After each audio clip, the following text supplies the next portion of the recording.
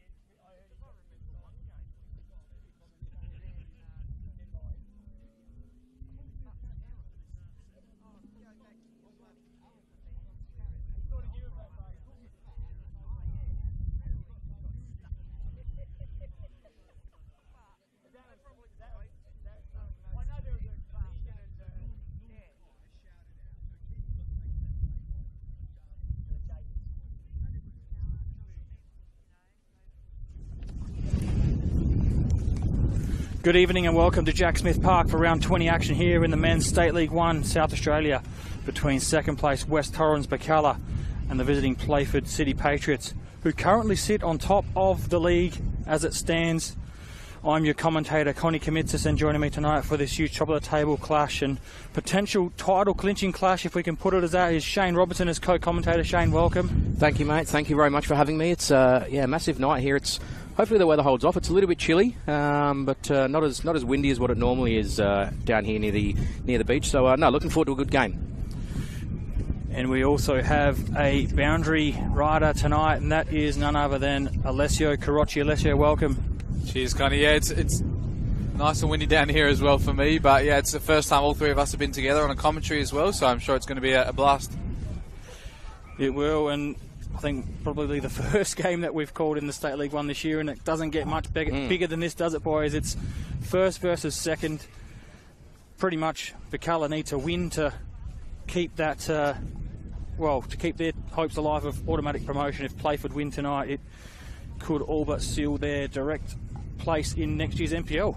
Yeah, it would make it very tough. Put them 6 points clear with a couple of games to go. So very much, what do they say, the old 6 point game. If Playford win, it's almost game over for the season, or in terms of the premiership and automatic promotion. If Birkalla win, we are on in the last couple of rounds. Well, Shane, I'm going to throw to you here, because I remember last week when we said, look at this game that's coming up, we looked at it and we go, 12 goals difference was between the teams until last week.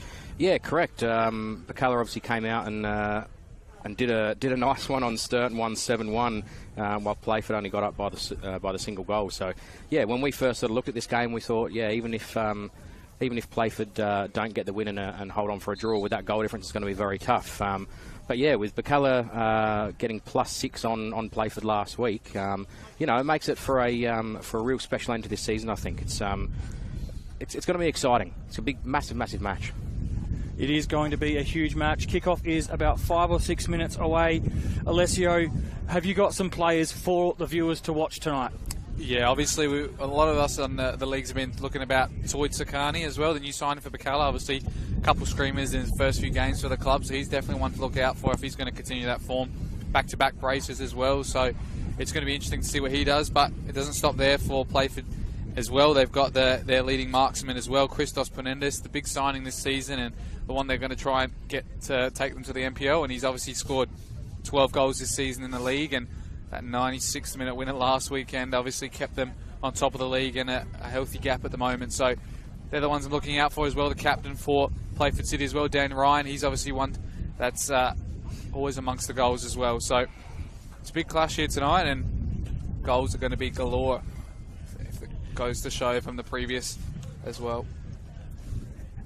So both teams ready to make their way onto the pitch. We're going to check out the starting lineups for both these sides, starting with the home side, West Torrens Birkalla. Number 4, Cohen Morris. Number 6, Anthony Quici. Number 9, Austin Scambiatera. Number 10, Melad Ahmed.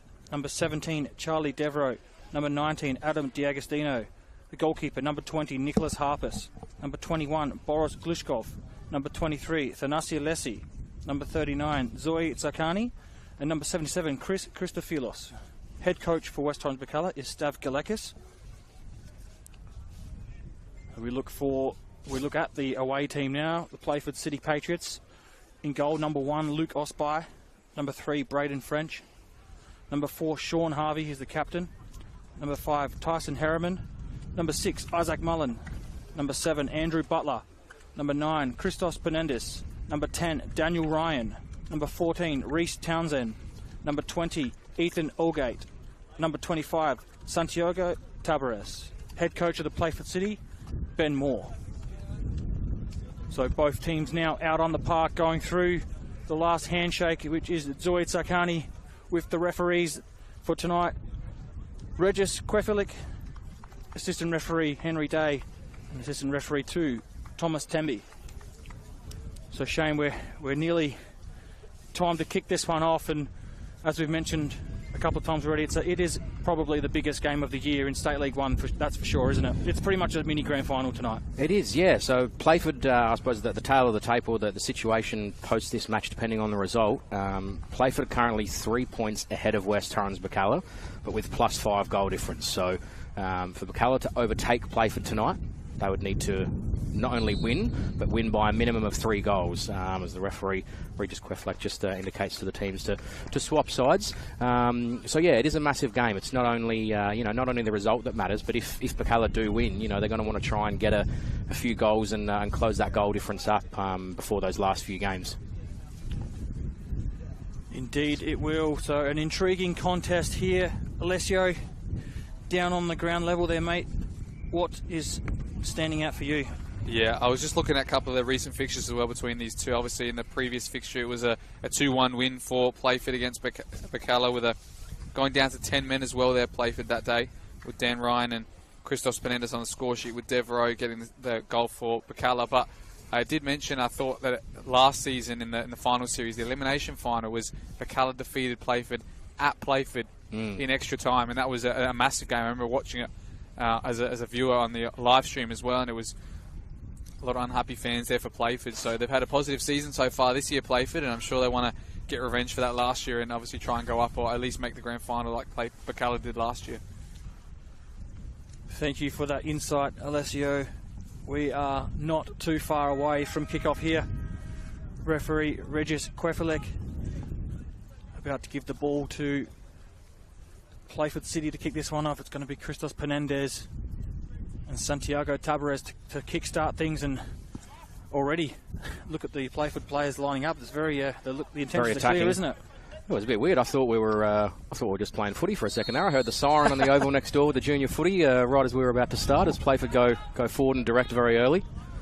Yeah, so Isaac Mullen kickstarts things, and his first attempt at a through ball or a long ball of such was straight to the goalkeeper, Nicholas Harpers. And he does the same thing the other way, goes directly with the wind, you could say. Bit of head tennis in the middle of the park to start things off here. Penendis trying to flex his muscle from the start. Devereaux now under pressure from Penendis. Penendis wins the ball, but illegally. I think we'll see a bit of that tonight, won't we? Penendis will just throw that body around, make sure that the Birkalla's player know that he's there. Former teammates, those two as well, Penendis and Devereaux at Olympic a couple of years ago. I think Charlie Devereaux obviously gave him a few goals in that last game of the season when he won the Golden Boot, I think 2019, Christos Penendis. A few years ago, there was, I think that was the actual year that they made the first time they made the Federation Cup final, and then made the Australia Cup back then, but a long time ago. On the ball is Christophilos now. Here is Devereaux, finds Takani. He's been in great form from this distance. He finds Ahmed. It's 1-0 to the West Torrens Birkalla. That's massive. Sorry, it's Scambiatera. A minute in, what a start for Birkalla. 80 seconds, that is a huge start. And we said pre-game, Connie, that if Birkalla are going to win this game and draw level with them on points, they're going to want a few goals to try and close that goal difference up. Well, you don't get a much better start than 80 seconds into the match going 1-0 up against the top team. Massive. I apologise for the mistaken identity to start that one off, but it's Austin Scambiatera, fresh off of a hat-trick last week, opens the scoring inside 65 seconds or so, and it's West Torrens Birkalla 1, Playford City 0. 7th league goal of the season for Austin as well. He's another one I was going to try and mention, but there's so many in both sides at the moment that have been scoring goals, and Soisakani, as we said, he might not get the goals, but he's got the assist tonight, and that in-form ratio of his 5-goal involvements in his 2 and a bit games now, so... Yeah, Zoid Zakani, since making his move from Adelaide Olympic, where he only managed to score 2 or 3 goals in 15 appearances, has found in net 4 times, and now he's found his first assist. And what a start. And it's Scambiatera again, getting to the byline, cutting it back, finds the back of the net, but that one's gone out for a goal kick. So West Torrens Birkalla are on the front foot, Shane. Yeah, they are. It's they've certainly started the better team. Just going back to that goal, it was very, very easy. They went straight through the middle and just no defence there. So it's whether Playford are maybe just a little bit complacent early tonight, or yeah, I'm not quite sure what happened. I'm sure Benny Moore will be clamping down on that. But no, very, very good start for Birkalla, exactly what they wanted at home here.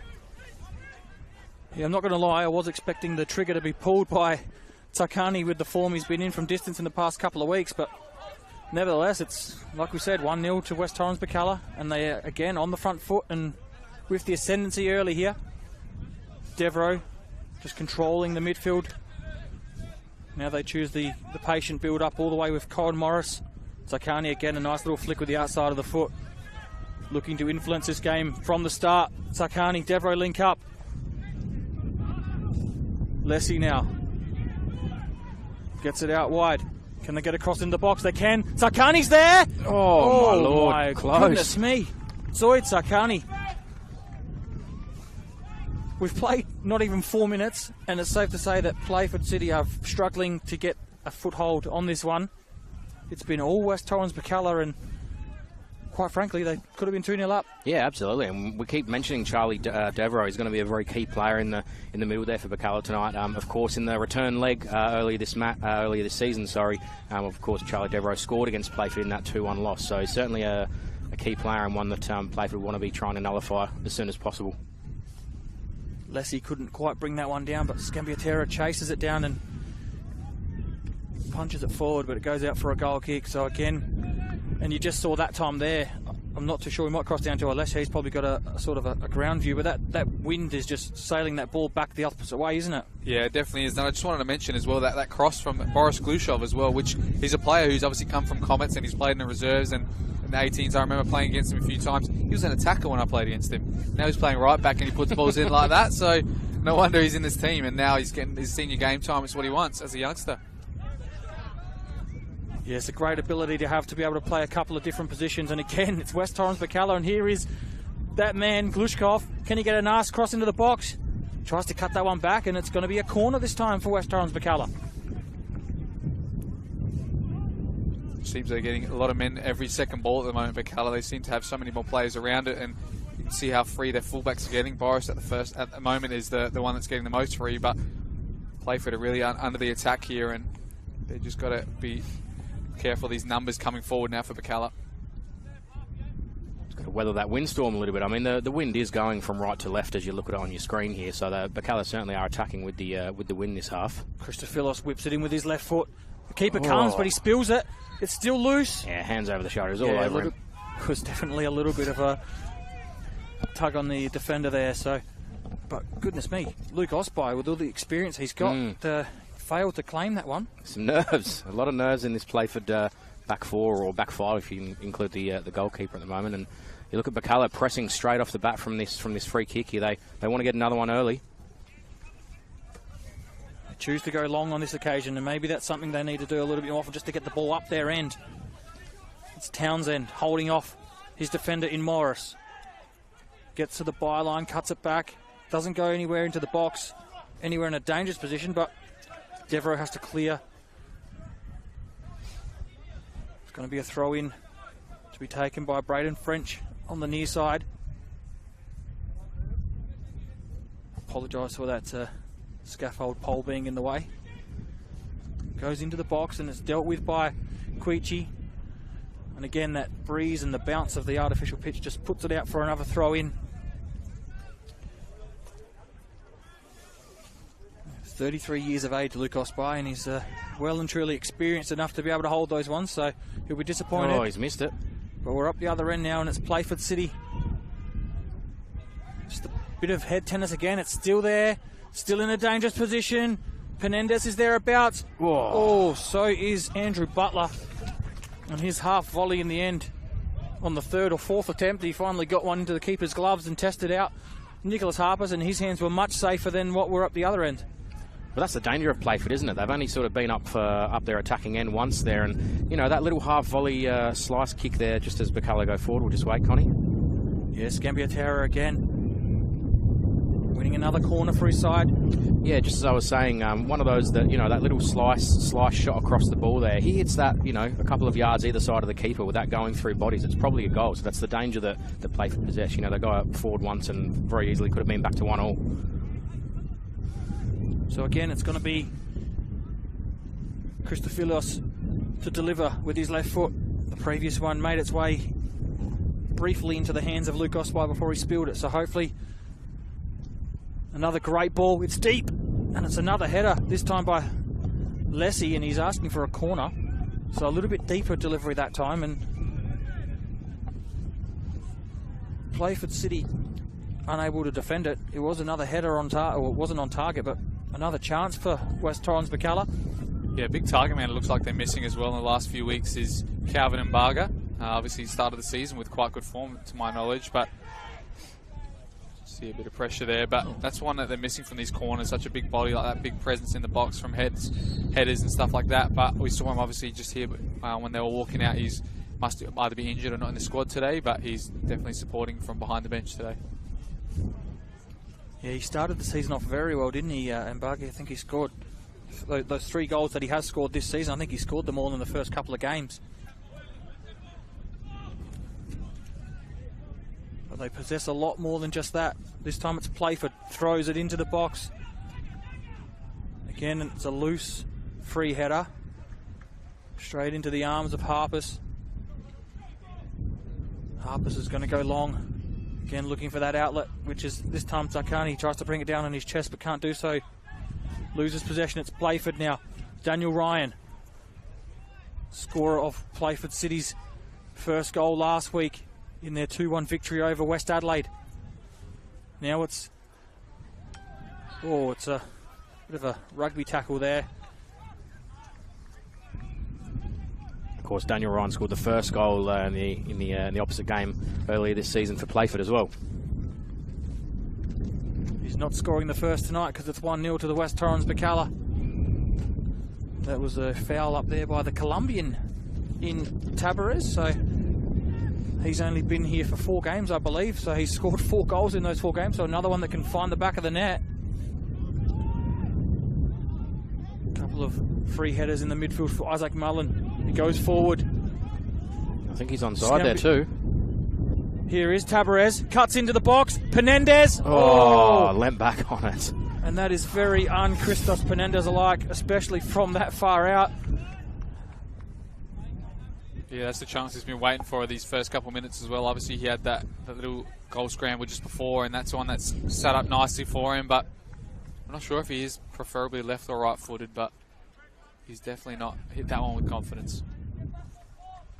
Look as though, just as I'm watching it on the replay up here, looks like he leant back on it just to try and avoid the defender that was in front of him. But obviously, you lean back on the ball, you get under it, you're always going to sky it. So, but Playford's starting to create chances as they do. You don't sit top of the league without creating chances and scoring goals. Birkalla go long here, and it's the wind just takes that. You might need to take a little bit off of that if they're going to continue to do that. West Torrens Birkalla, or Nick Harpers, in fact, from the other end, quite easily made its way down to the other goalkeeper.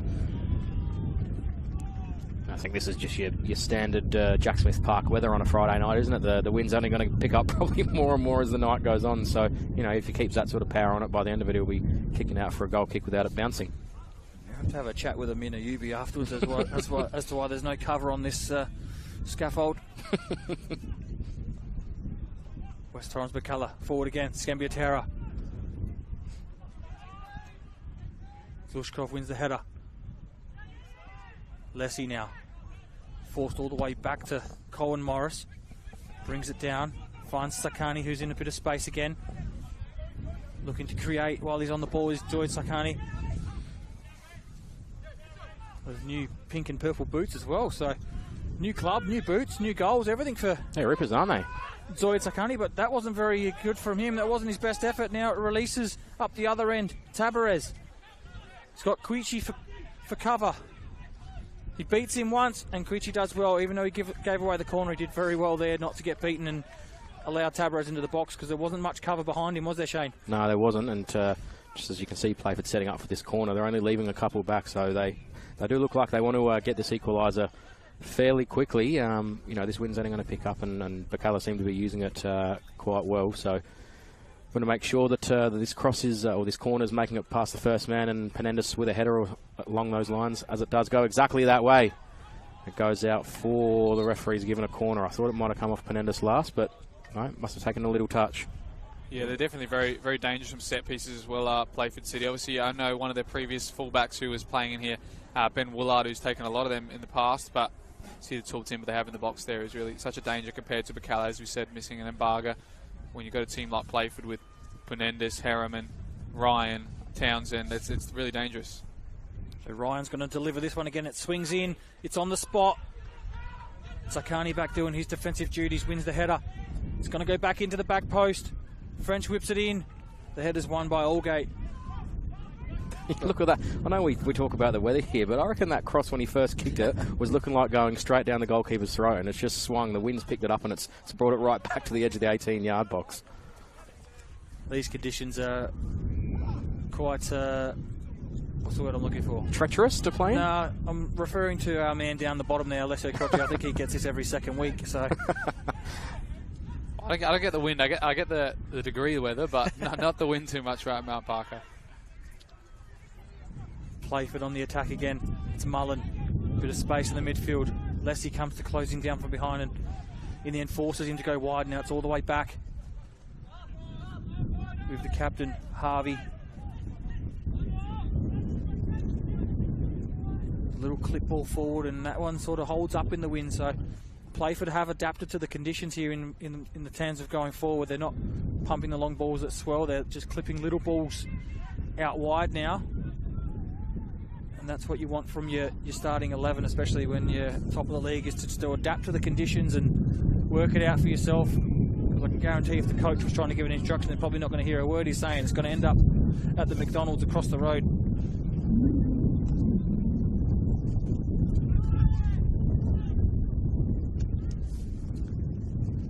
Birkalla through Lessie again. Gets to the corner flag. It's well defended that time by Allgate. Again, that long ball won by Morris. Devereaux in a bit of space. Doesn't even look to go forward. He just goes out wide. So safe play by Devereaux there, an experienced play. Morris, don't know who he saw there, but there ends up with the goalkeeper. I think he was looking for the run of Ahmed, who just never sort of continued on with the run, so it's just gone aimlessly through. Either that, or he saw the yellow on the scoreboard and thought it was a player. Yeah, it's good refereeing there. There's a little hold on Townsend's shirt there, and referee Quefleck just tried to give the advantage, see if Playford could get forward. Not there. Brings it back. Very good refereeing. Yeah, one thing you got to note as well in this weather and this wind, and it looks like a bit of rain might be just starting to come down now, but otherwise you got to really know that when you're shooting into the wind, or that always gets you a couple of goals, or it might be hard to defend against. So as long as you can keep that down in the first half, then you might be in luck. So this free kick's going to be delivered by Daniel Ryan. As the little trickles come down, that ball almost on a decent area, but not allowing for the wind. And Regis Quefalik is wanting to have a chat with Christos Penendis here, who is quite formally known for his mouthing off antics. Was at Adelaide Olympic for 5 years and know exactly how Christos works. I think you're qualified to say that, aren't you? You were at Olympic the same time he was, so you know very well how he works.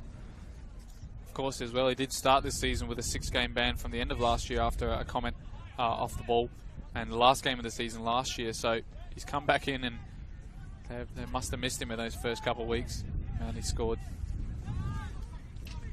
Sakani again trying to create something in the midfield. He wins a free kick. Yeah, just back onto that. I was going to mention it earlier, but we sort of ran out a little bit of time. So Christos, like you said, had that suspension, missed the first 4 league games, didn't play any pre-season games at all, and he's now bagged 12 goals in 15 appearances. So not a bad return.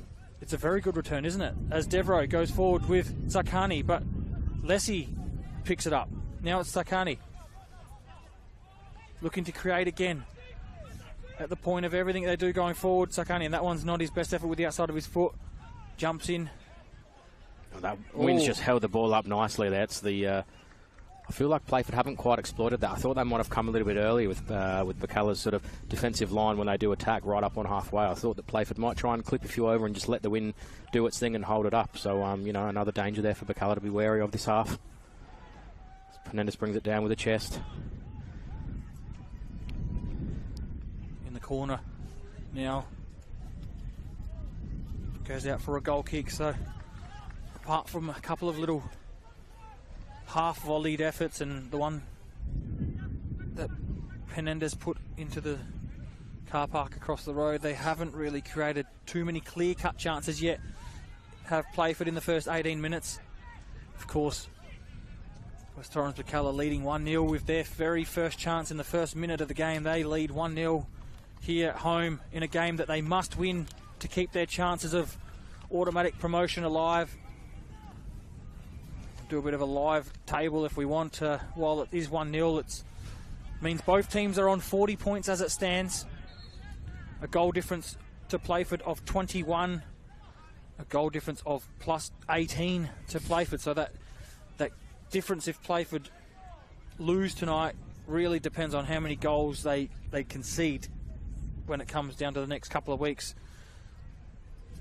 So if they do lose, or if it does stay like this, it's probably best case scenario for them. A draw probably, what do you reckon, in the favour of more so Playford. They still got that 4-point advantage, they still have that 3-point advantage going into the last couple of rounds. Yeah, I think so. I mean, what's interesting is the start of Birkalla's season. So they had a relatively poor start to the season. They drew against West Adelaide, who are sitting down in 9th at the moment, 1-1, and then round 2 lost to Adelaide Victory, who now sit bottom and look favourites to be automatically relegated. So, 2 drop points, just as a lob there that's gone very, very deep and over the netting there behind the goal. If Birkalla had a bit better start to the season, that loss to Victory was a big surprise. And then again in round 11, they dropped points, or they lost to Vipers, who sit in 10th. So, 2 teams right down the bottom. If they've won those games, which people probably expected them to win against them, they'd be sitting 3 points clear of Playford now. So just shows you that, you really need to bank those points even right at the start of the season, because who knows what they could mean come the end. 100% right, Shane. Early wins are always like gold to get you off to a great start, and it pretty much means that you're not chasing that last couple of wins to stay out of relegation, which some teams will be doing tomorrow in the 2 leagues. And this one goes forward, and it's a deflected half attempt by Ryan, and it nearly fell to Tabarez. He's always on the spot, Tabarez, so he looks like a very, very lively, as you'd want to be as a striker, very lively. So reminds me a little bit of Edison Cavani, who's just always thereabouts and annoying defenders and in the right spot. So looks like he's got the football smarts. Birkalla go forward. Ahmed wins a corner. So again, just like that, Birkalla go forward and they win a corner. I think it's their 3rd or 4th now. Couple from the other side. This time it's going to be swung with the right foot by Ahmed. So can his delivery match what was whipped into the box earlier by Christophilos? And that breeze could play some havoc here if he gets this on the spot. Almost suck it into that corner, and that's not going to go anywhere near the goals. And it's out for a goal kick. So a wasted opportunity there when you consider how much of a pain in the bum that breeze has been to start this game. Oh, that's it. It's one of those, with the wind going that way, if it happens to, if the wind dies off and the goalkeeper comes and expects to claim it, and then all of a sudden a gust comes, it can very easily just drop into the net at that back post. So something that Osby needs to be very, very wary of. Obviously, we've seen him already drop what we thought from this angle was a fairly simple one earlier in the half. So important to make sure the goalkeeper's judging that correctly at this end of the park. Playford trying to play their way out. In the end, it just goes long. Quichi nearly misjudges the header. Wins the first, wins the second. Now it's Lessie. Picks up the loose ball. Finds Christophilos. He can't find neither of his teammates that were in that vicinity. Oh, very un-Harvey-like there with that clearance. And the referee bails Playford out on this occasion. It's Mullen who wins the free kick. Looks to go quickly. He does. And he turns it straight back over. Scambiatera looking for Lessie. Oh no. Devereaux and Quefalek there having a little bit of a run-in. Quichi chose not to go back to his keeper and was the right decision in the end. Here is Devereaux after that little altercation with the referee. Oh, I tell you what, if Playford had gone forward and scored there would have been an uproar from this West Torrens Birkalla crowd. Yeah, it looks like just hearing a bit there. It might be a bit of a Playford contingent just near us as well. There's quite a few people in here tonight, and as I expected, you know, and I thought there'd be a fair few watching online tonight, given the circumstances of this game. And but there's a fair few that have braved the conditions or the cold. There's probably a good 100 or so on this near side that you can't see on the camera, and the other side is quite full on the fence line as well. Well, we mentioned it just when we were on off air, Alessio, about Playford and their crowd at home. They're very vocal, engaging crowd, I suppose we could say. But they do have a very strong band of supporters that do travel with them when they do play away, which certainly helps. Playford City go forward again. Captain Sean Harvey finding himself in an advanced position. Finds his teammate in French, and that ball there in the end.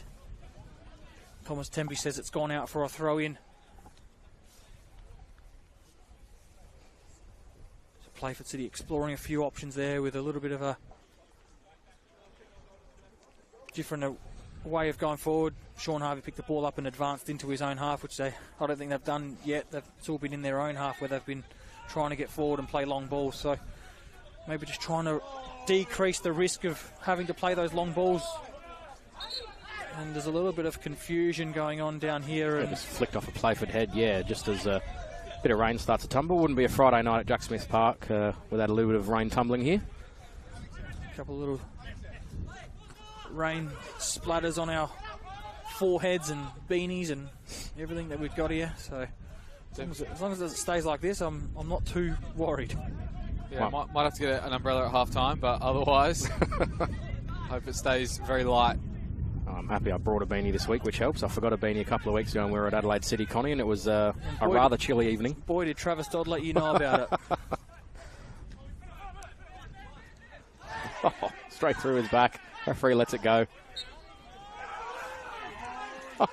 There's a few tempers flaring here, and it's towards the referee Quefflek, and he is giving one almighty death stare to Reece Townsend. That was there, though. Oh, 100% it was there. I just thought it was quite a good stance by the referee not to get intimidated. And Regis looked very focused before the game when he was warming up and heading into the change rooms and out of the change room. So I don't think he's going to take too much from any of these players tonight, Shane. No, that's it, and that's why he's regarded as one of the best referees in this state. He knows how to handle games, knows how to handle plays. He's got the respect from these players. So very, very good referee here in SA. They want another free kick there, Playford. Not coming. Leslie puts the pressure on. Harriman up the other end, but it's now Playford as Penendez releases Tavares, but he's in an offside position. Oh, he didn't need to be either. There was so much space on that side that he didn't quite need to go so early, and he had plenty of space in behind, so really unlucky there for Playford. There was a massive opportunity. Just not quite clicking on all cylinders here. Playford, they're getting their way into the game slowly, and slowly enough are they starting to creep into that half of West Torrens Birkalla, but it's just the final product that's lacking. Birkalla sort of still look dangerous when they go forward, but it has dropped off a little bit, hasn't it? Yeah, it has, and again, we mentioned it earlier. It just goes to show that, as we mentioned, those two early losses for Birkalla, just as Playford go forward here. Butler gets into the box, he finds Penendez. He was looking for Tavares. He missed the ball. Penendez was there as a second runner into the box at the sort of back post area, but he ended up getting a shot away, and it's gone out for a corner, and maybe it'll be a little bit of a D'Agostino down, is it? A little bit of an injury scare here for Adam D'Agostino. Yeah, it looks like I think he got the deflection off that shot even. It may have moved his ankle or his knee in an odd position as well, but obviously he's a former Playford man as well, was there last season, and I think he's come back to his boyhood club where he played a lot of his juniors and I think 18s and reserves as well. So I'll see how long this puts him out for, but there is some players on the bench warming up. It looks like it would be. I think there's a bit of action over there, Alessio. Can you see who it is? Trying to figure out what his name is, but I think it might be Ethan Stevenson. It is, the man who scored 2 goals off the bench last week. Yeah, he was the other one I was trying to look at as one of the players to watch as well. I think he scored 3 goals this season, all for a stretcher off here. The bench. So it must have been a bad one. It looked as though, like Alessio mentioned, just one of those ones where you go to stick your foot in and block a shot and you don't quite have your ankle locked and it just sort of sprains the ankle, I suppose. But no, the trainer's gone out and the referee's called for the stretcher, so it looks like that change is definitely going to happen. But thoughts for D'Agostino, and we hope it's not too serious as we come into this this final stretch of the season. He's a key player that they'd want to be having on the park as they head into finals for sure. Yeah, massive loss this could be, not only for tonight but for the rest of the season. If they happen to still be chasing that automatic promotion, it looks very, very serious. Regis Kwefelek, the referee, once the trainer made his way out, signalled straight away for the stretcher to come out. So I hope it's not a dislocation or a broken leg or something. It was very quick. As soon as the trainer got out there, it was very quickly a decision made for the stretcher, not just to see how he goes. So not good signs here for D'Agostino, and yeah, we certainly thoughts with him and hope it's not too serious. I think it's definitely an ankle, because I did see him just extend his knee there, and his leg, most of it was getting outstretched there. So I think he's maybe taking the weight off, or something. Yeah, taking the weight off the ankle though, at least. But I mean, that's what we have a big squad for. And now obviously you can see Playford as well going to their coach for some more instructions after that probably poor start to their standards as well at the moment, Playford. So they're getting a reassessment now from Ben Moore over there, and Birkalla, a couple of their players going back to their coaches as well to receive some more information and how Ethan Stevenson's going to feature into this team now. So Ethan Stevenson made his way into the game last week off the bench, and boy did he have a pretty big impact in that 7-1 thumping of Sturt Lions last week. Came on and scored 2 goals in the 75th and 81st minute, wrapping that game up. I don't think he'll be asked to do just that tonight, but he'll be asked to maybe just give a bit of energy and play his role for the next 60 odd minutes that he might be on the park. And there's Calvin Embarga there. He's helping him off with the stretcher there. So I think I'm not sure if he has a physio or a gym background as well. So I think he's got a gym background, yeah. Yeah, so he might know a bit about how to strengthen it at least. But yeah, head in hands for Adam D'Agostino.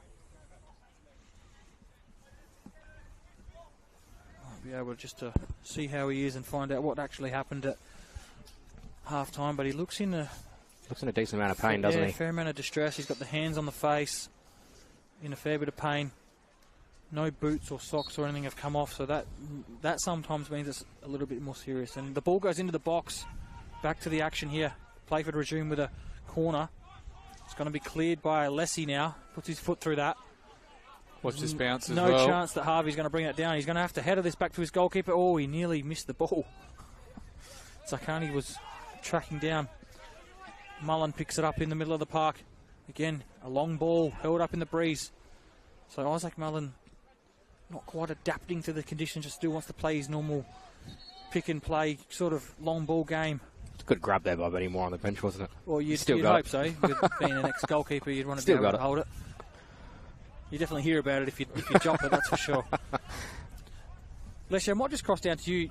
How hard is it, given that you are still playing and none of us up here are, when you obviously play home, artificial pitch, and then you've got to go to places like, Pontian Eagle, who are grass?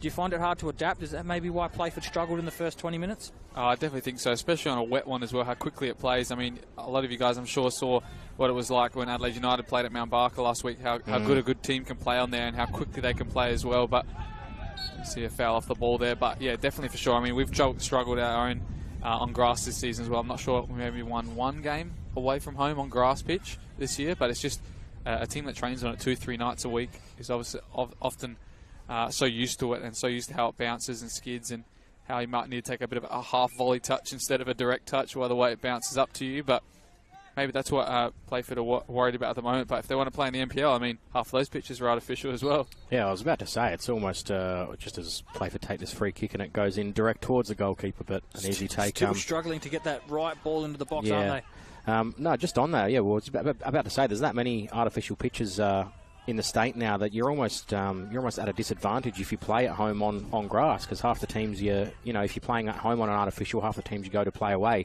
are also on artificial. So they obviously play a little bit differently depending on where they are and whether, exactly like here, Jack Smith Park plays a little bit differently to out at Metro Stars or something like that, as the referee says no foul there and Birkalla come away. Tell you what, it was a great bring down and a great little flick to his left hand side by Tabarez, and I agree with the referee. It was body on body. It wasn't any shoving. He just got his body in the way there to win the ball. So a great decision again by Kwefelek, who's had a very good first half. Oh, that was almost a foul throw though. Yeah, the only way he would have won that foul is if he did I think it's called the hazard step, where you get just a step ahead of the body, and then no matter what comes behind you, you get your body in front enough to look like a foul. But he's a diminutive attacker as well as Tabarez, so he definitely would use his body quite well usually. As will Melad Ahmed. Sakani from distance. He's been in good form from this range. Tries to have a go. You can see it was definitely the intention as soon as he picked that ball up was to get a strike away. He scored 4 absolute belters in his time at West Torrens Birkalla, and I think he even won goal of the week last week, so that tells you the quality of those strikes. Koichi now. Oh, that's a dangerous ball, but Devereaux deals with it and finds Sakani. He tries to flick it inside to Lessie. Glushkov now picks up that loose ball.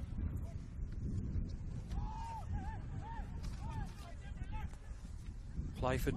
Oh, that's a late challenge by Tabarez on Cohen Morris, who had his own fair share of injury troubles to start this season off. He's still down. They're away here. Hopefully that's not serious. It's Tabarez though. Keeps control of the ball, and Burks may look just a foul or put the ball out as soon as possible here. And that's exactly what Skembiatera does. So Morris is still down. I think he missed the first. I think they were going to try and take a quick throw there because the referee never actually blew his whistle to stop play, and Playford had picked up on it. So we see another little injury here on the artificial. I was going to say, it's an interesting conversation, the artificial pitch, isn't it?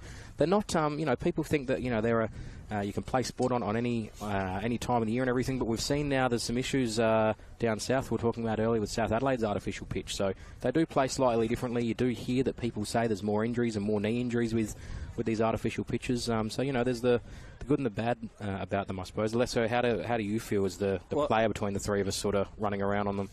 Yeah, I mean, especially some of the newer ones are definitely more dense and less rubbery, as you'd say, as well. I mean, this one's quite new here as well compared to the ones at West Beach or Angle Park, where it's a bit more sparse grass and just filled with rubber in between. But otherwise, I think the other thing about Playford as well is the way they play.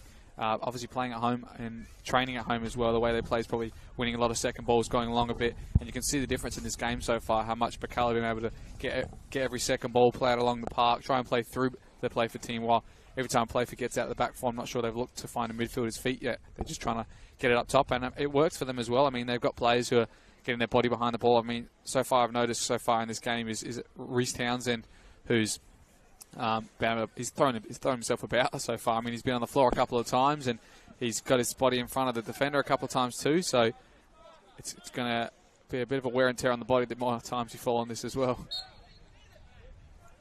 So play will restart with a throw in. It's a long one, and a cheap free kick given, and you could probably hear the untoward comment towards Regis there saying, "Oh my goodness." But I think it was quite a clear push, wasn't it? It was very, very easy. Just lent straight 2 hands into his back. It's not a hard one to give.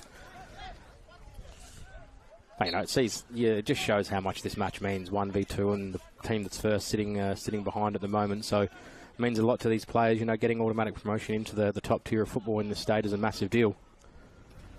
So Colin Morris rejoins us, which is great news for West Torrens Birkalla. Given, like I said earlier, I think he had a big layoff with injury at the start of the year. So, Penendez almost tried to leave one in on his former Olympic teammate there. And Sean Harvey goes straight through the back. That'll be the first card, I think. Stevenson there, and it does look like Regis Kwefelek is going to issue the first yellow card. Well, we did mention as well the impact that Ethan Stevenson had last week, and when he's come straight into this game, a little cheeky nutmeg there on the attack for Birkalla. Now they put him in a dangerous position for a free kick as well now. So hopefully he didn't stay too long down for that injury as well. It was a bit of a bought one as well. He just put it through his legs, and he knew the contact was coming, so he just fell down. But it'll be interesting to see now what Birkalla can do from this. So West Torrens Birkalla will have a free kick in a very dangerous position. Hopefully this time Ahmed can deliver, or looks like maybe even Christophilos maybe whipped this one away from the goalkeeper. The breeze has actually died off a little bit in the last couple of minutes, so it's not going to be as dangerous as it was in the first 30-odd minutes. So, but in saying that, a free kick onto the right spot. They've got some dangerous players in there, as we've seen in the last couple of weeks. Ahmed delivers. It's an in-swinger. but he can't beat the Patriots defender. And it's a throw in for Birkalla. Sakani again linking up with Devro. Ahmed tries to clip one in, and it was really not a great effort at all by him. As we approach now the final stages of this first half, 7 minutes of normal time, but I'd assume there's probably going to be a good 3 or 4, maybe more injury minutes added on, which literally are injury minutes tonight. They're not just made up added minutes, they are genuine injury minutes. We saw 15 minutes in the first game of the Olympics, haven't we, which caused a riot, so hopefully we don't see anything like that here. Playford go forward. Morris deals with that one and puts it directly into the light pole, and I think it's Falcon, somebody on the other side. Well, just going back to that injury before, the tackle down here and the caution to Sean Harvey and Penendus sort of right before then. There's just a little bit of frustration creeping in from Playford with a couple of these challenges, and Sean Harvey, key player, obviously key defender, on a yellow card in the first half. It's not ideal for Playford, but a little bit of frustration with looks being like behind there's going to be another yellow card issued here. I think the Playford Patriots, did he punch that ball?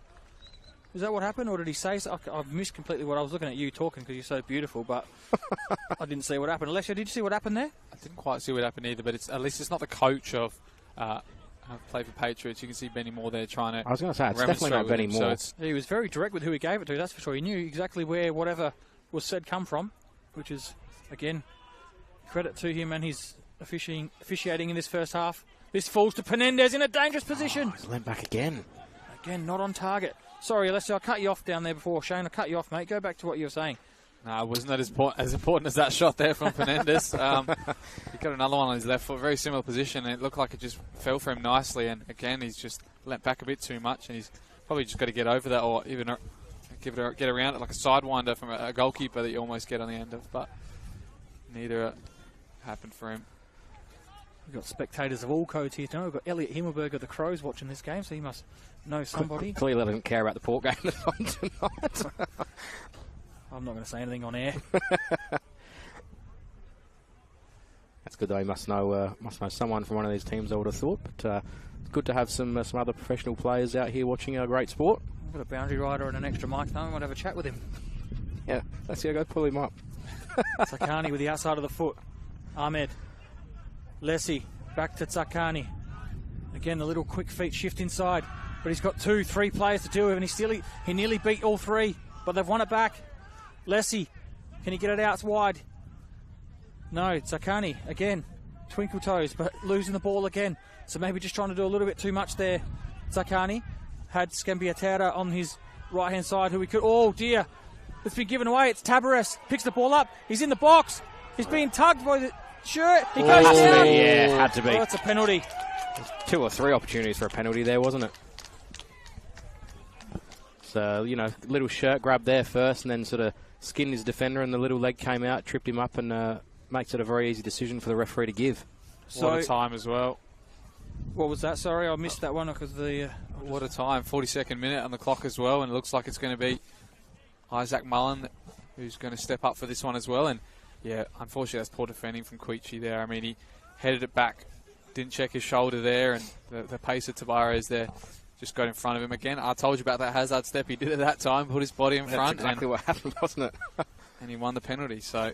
It's going to be... No cards, though, which is interesting. No cards, but it's going to be Isaac Mullen to step up and try and equalise. Have to put this away now. 4 minutes before half-time. Bit of push and shove on the edge here with Penendus and a couple of Birkalla players. Who else would it be? So interesting to note just for this penalty, it's not going to be Penendus to increase his goal tally. It's going to be... We're still trying to get involved. And he is pushing and shoving with Devro. Like I said earlier, a former teammate. Now Colin Morris getting involved and Quefalek coming across to deal with it for the second time in about 15 seconds. So a delay. Is this a bit of a tactical maybe by Birkalla to try and put off Mullen? It's going to be Isaac Mullen up against Nicholas Harpus. Mullen puts it away. 1-1. 1-1 here with a couple of minutes to go before we reach injury time. And it was real scrappy by Birkalla there, wasn't it? It was just a giveaway, very cheap. And then in the box, you just can't do what Quichi did. It's unfortunate for Birkalla, isn't it? They've probably been the better team this half. They sort of dominated that first 15, 20 minutes and, you know, couldn't really put them away and punish them on the scoreboard with another goal. But again, you know, we mentioned it earlier on in the broadcast about how dangerous Playford are. You let them get forward. Penendus has had a couple of shots on that left foot that they probably should have put away anyway. But, you know, Birkalla probably the better team in the first 20, 25 minutes, and then Playford have worked into it. It's probably almost deserved now, really, isn't it, that 1-0 in the last sort of 10, 15 minutes? Yeah, especially after the 20-minute mark of this first half, as Playford now look to take a lead into half-time. 2 players go to ground, but no free kick. Zakani tries to play a little inside ball to Lessie, and Playford got their tails up now after that goal. Interesting to see just after the restart that Penendus won the ball straight back off of Ahmed, which was a very similar give-it-away what happened with Quichi and the penalty mistake. So a couple of little mistakes creeping into the Birkalla game, and I'm sure that won't impress head coach Galekis. No, I was just wondering if there's anybody you guys wanted me to interview at halftime if they do come across now. I was going to do it, one of the Birkalla players, if they did take the lead into the half, but this is not how you want to finish a half at the moment, so I'm not sure if any of them would be happy to get on the mic. We'll have a think in the next few minutes, and we'll try and and let you know. You've threw that on us. Well, That's your job. Yeah, I had a look at the clock, and I thought maybe you've got to think about getting someone soon. I might even get Reece Townsend. I mean, he's just impressed me the amount he's thrown his body about tonight so far. So Playford again on the attack with another corner. And we're about to approach the 46th minute, which would be, I would say this is going to probably go to about 48, 49 at least. Wouldn't even be surprised if it goes a little bit longer. We had those 2 injuries. So 2 goals, a couple of stops for the injuries. So maybe even see if Leslie can get Benny Moore. You know, it might be interesting to see his point of view of how they started and then how they've worked back into it. He may not want to have a chat at half time, but yeah, maybe if they're a couple of goals clear, maybe. But this ball's delivered an outswinger, and Mullen with a header to almost attempt at trying to score his second and his team's second in the last 5 minutes. So a couple of little dangerous moments here for Birkalla heading into the half-time break, and we are into injury time now, so we don't have a fourth official to tell us how many minutes on the board, so we're just going to have to guess. I reckon I'll go 6. Take us to 51. What do you reckon, Alessio? Yeah, I mean, you always get 4 or 5. Alessio's going to get a touch here. We're on.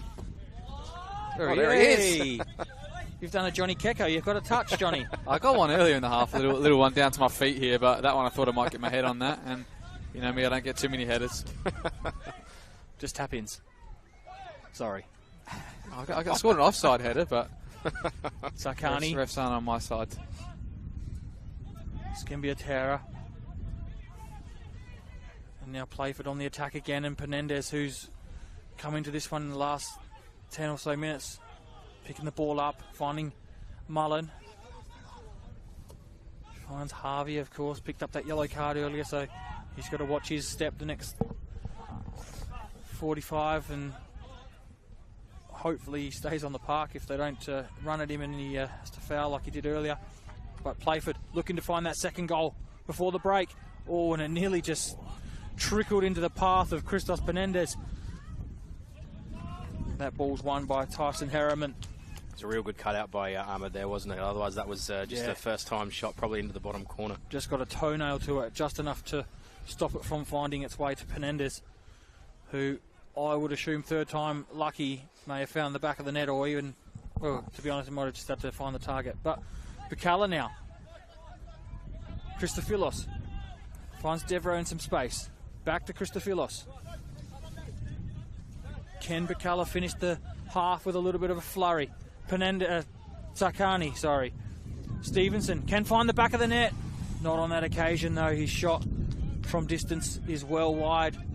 And Luke Osby in absolutely zero hurry to go get this ball. He's sort of started to walk and then thought, hang on a second, maybe I might get hurried up here. So he's sort of a little bit of a jog over and little bit of a jog back, and you just suspect that this one's going to go long, considering that Birkalla have got two guys on the edge of the box. Although we say that and makes a fool of us. They go short, yeah, well. Always the way. And I guess that's why they're top of the league. Oh, and that's a strong challenge by Devereaux, but he wins the ball. Yeah. Townsend is It's held all up. over him there, yeah. Yeah, Regis says that's a free kick. And it looks like no, I thought he went to his pocket for a second there. So we're into the 4th minute now of additional time. Just going back to that, I think Alessia you mentioned, or one of you mentioned about why that wasn't a yellow card for that penalty. I believe it was because the old rule they brought in a couple of years ago where they got rid of the double punishment. So as long as it's a footballing challenge in the box, you don't get the yellow card anymore. It's a flat delivery into the box. It hits a hand, does it? No, it doesn't. Playford go up in arms, thinking it did hit a hand. Scambiatera releases Stevenson. French is there, and he puts that one onto the roof, and that might just be it for the first half. No, he's calling for another ball, so that wasn't the half-time whistle. Unsure of how many minutes we will be playing. Maybe Alessio could ask the AR down there how many minutes we're expecting to play. 5 minutes added, so 1 to go. So we're nearly there. Thank you, Mr. Thomas Temby, for that bit of information. So Shane said 6. He's wrong. He owes us a... I don't think anyone else said anything, did they? So I'm going to claim that I'm right because no one else said anything. Christophilos with a ball to the back post. Ryan tries to clear once and in the end has to do it a second time. Fernandez is there with his imposing figure that Glushkov sort of looked twice and then he mistimed his header. They let off the hook though. Playford had numbers going forward and they're looking to slow it up now. Quichi's in a bit of a hurry to take it. So I think Birkalla maybe realising the ascendancy has changed here just before half time and wanting to speed the game up a little bit. Oh, that's a late challenge by Townsend. And some choice words over the fence telling Quichi to get up. But he was collected late. Stevenson, will he have another go? No, he finds Scambiatera. Tries to find Lessie with a little through ball, but the spill comes out to Ahmed. Here is Lessie. Glushkov, can he get a ball into the box to finish the half off? Scambiatera finds Takani. The ball's cleared. And that might just be it for the first half. So, oh, and a yellow card's been issued just after the whistle here, and it's going to Townsend. I think it was probably half to do with that challenge. And he's not happy about it either. Half the fact that he kicked the ball away when Regis was going to go collect it, and he wants another bit of the referee and his players trying to get him off the park. I think that is who Alessio was going to try and interview, but... maybe get Christos Penendez, mate. I'm not sure how much he's tending to be wanting to chat after that. I'll see who I can get, but... Or Zoe. I'm not sure if I can get anybody at the end here, but... Just whoever wants to chat, mate, doesn't matter. Christos, get Christos. Yeah, Call Christos Christos will be keen for a chat. Christos, would you like to have a chat, or...? Yeah. Good old Christos.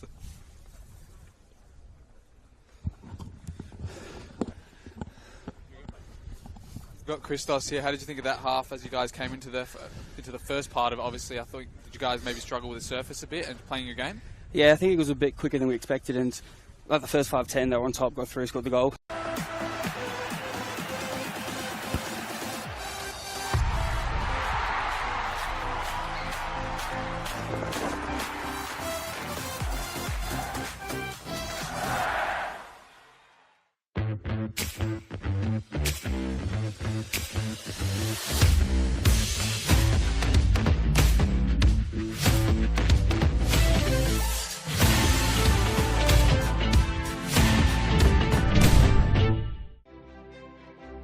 It's never too late to improve your strength, balance, well-being and independence.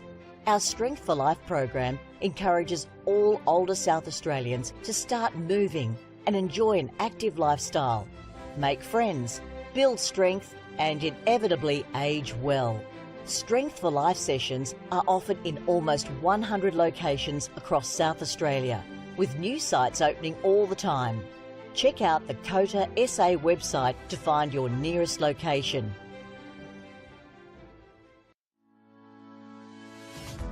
Strength for Life is an individualised program which is delivered in a group setting. We aim to keep older South Australians connected with their community, preventing social isolation, and also keeping their bodies strong, flexible, managing falls, and keeping them engaged. We're super excited to be partnering with Football SA at this state-of-the-art location. It's a beautiful venue. It will really benefit the local community through the Northfield and Jeps Cross surrounding areas to be able to access Strength for Life. And together we are working to improve everyone's futures.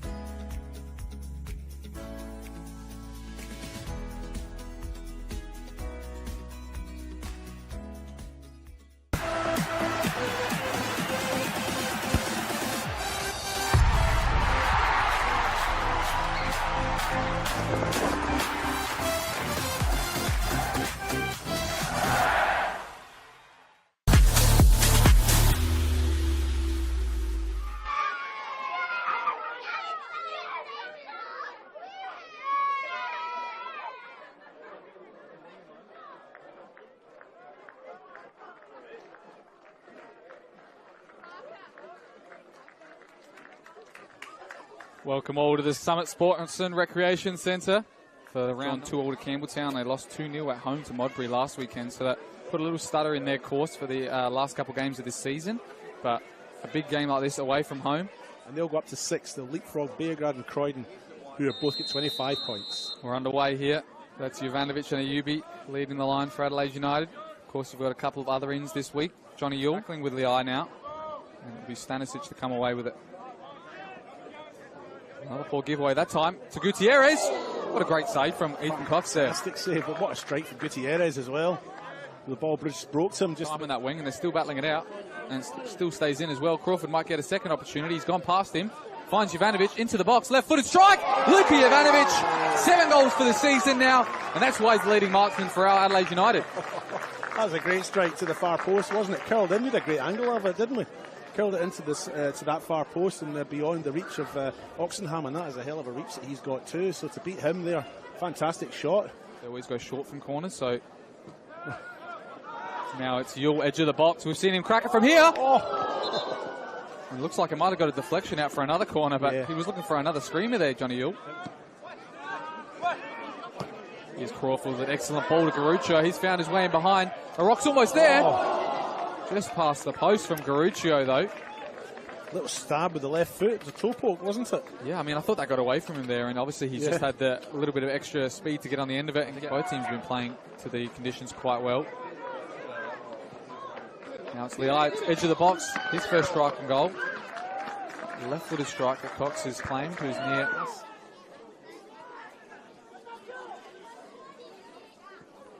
Goes far post for Dorban now. Great save, though, from Cox. He stayed on side as well. I'm sure the Adelaide United backline were wondering how he got away from them all. And top scorer at this venue for visiting teams. In the NPL at least. But he's obviously scored here on two occasions. And these days, Garuccio's now crowded out by Adelaide City numbers. But he's done enough pressure to win it again. It's Luka Jovanovic going one way, then the other. Enough time to shoot. He hasn't. And the referee's pointed to the penalty spot. I don't think that. I'm surprised at that. Look, all respect to the ref. He's made the decision. He's not going to change his mind, but... almost a save there from Dakota Oshkanan, but it's found its way into the top left corner. It's 2-0, and that's 2 for Luka. Yeah, Oxenham a bit upset with himself. He did get a hand to it. Good goalkeeping, and he's a big guy. He'd be hard to beat from anywhere, I think, but Oxenham a bit unlucky. Got a hand to it, but not quite enough to push it out to the side. And for Adelaide United now. He's got Garuccio coming with the overlap. He's going to float it into the near post, far post. It goes to Yaya Dakuli with a tap in on his left foot. And as we just mentioned, Luka Jovanovic loves this venue. No one loves him more than Yaya Dakuli. 3 goals in 3 years, David. Wow. Oh, what a celebration. Look, I think that might just be it for Adelaide City. I think they've really struggled to try and be clinical up front, and now they find themselves 3-0 down. And Booker now sets to deliver in a dangerous spot. What a save from Ethan Cox. as well on the broadcast as well. They did mention, oh, sorry, there's Luka Jovanovic has nipped that one in. Looking to find somebody, or he's going to go for a hat-trick. He might. Luka Jovanovic! There it is, 3 for the man, 3 for the number 9, and that's back-to-back hat-tricks for Luka Jovanovic. Fine finish, and Adelaide City backed off again. I mean, this is what they were doing, this is what I was talking about before. They sort of backed off and they let him come through, and I thought he was going to play it across the face of goal, and maybe City did as well, but in the end he's had a shot that's beaten Oxenham from a fairly tight angle, but yeah, they just backed off and gave him the freedom of... Barker, it's not too rural compared to a couple of other games that play in rural venues, but it's only about 25-30 minutes from the city, and everything east side as well. So another big game here at Mount Barker. Adelaide United that finished 4-0 win over Adelaide City, with a highlight being, I'm sure you can't take the man of the match away now from Luka Jovanovic.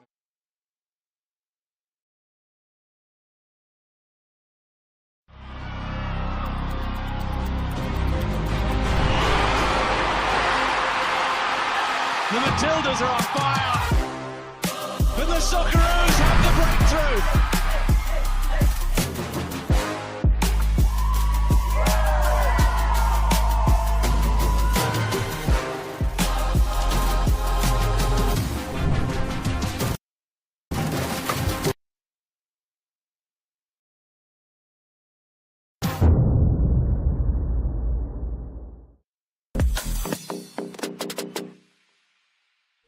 Welcome to Kilburn Sportsplex for Football SA's broadcast. They're led out by tonight's referee, Mark Padros, and the assistant referees are Noah Dempsey and Mark Dempsey. Both teams are in their... just waiting on the whistle, and there it is, and we are away. Early touches for the back line, and maybe get an early shot away, a chance for City. West Adelaide trying to clear. It's come out to Atkins, just wide. Good start for City. Is this a chance for Burns to get onto the ball? Abby Burns comes into the shot. She can take a shot. Burns, excellent save. It comes to Blackett. It's a goal. It's a goal for Nicole Blackett. And who better to score the opening goal in the WNPL at Kilburn? In the minds of all of West players. But they're under pressure now from Dorber. Dorber might equalise. She's done really, really well. That's a tremendous goal by Chelsea Dorber. Pete is ahead of her. Gray wants to get it into Guajardo. It's a good ball. Pete! It's just wide. Macaulay wants to get it up onto the attacking left. And that's where Guajardo is, who's swapped with Seaton. Guajardo! Coming out to Burnett. And Gray tries the shot. No problem there for Leon. Johns is overlapping. Macri decides to go forward and get it to Burnett. Burnett! Good save, Lucas. Good move by West, though. But Noto, her ball's only found Guajardo here. Guajardo will go the shot. Noto, oh, she had to dive in the end. Now Pete and McFarlane are there. Takes on Burnett. It's a good ball through. Dorber goes the shot. Saved by Noto. Here's Hodgson for West. Gets a good cross in. And it might come out to Mitchell. But it's blasted wide. It's back with Hodgson. Mitchell gets it in board. That's a nice ball. Blackett. Nicole Blackett. Oh, yes! It's a classic Blackett goal, and she gets her second, and West are back in front. Macri's onside here. And Mullen is bursting in the middle. It's the first time ball. Mullen! Great move, West. Abby back in board. But, oh, it's come through to Pete. The flag stays down. Noah Pete! Straight to Noto. Johns. That ball, Blackett is there. Nicole Blackett, is this the hat-trick? Blackett! Saved! Costanzo puts it back in board, away by Gilchrist, but now it's with DeCola, who's onside. DeCola, that's a really good cross, Macri! Pitched away by Lucas, but still the ball's still pinballing in the area. And now there's a shot from Mullen! Mallory Mullen makes it 3-1! Birkalla tries to get it inboard. Burnett, that's a good touch. Mullen, saved. It's going to be another West corner. And City on the march again. There's the ball for Hodgson. Hodgson is onside.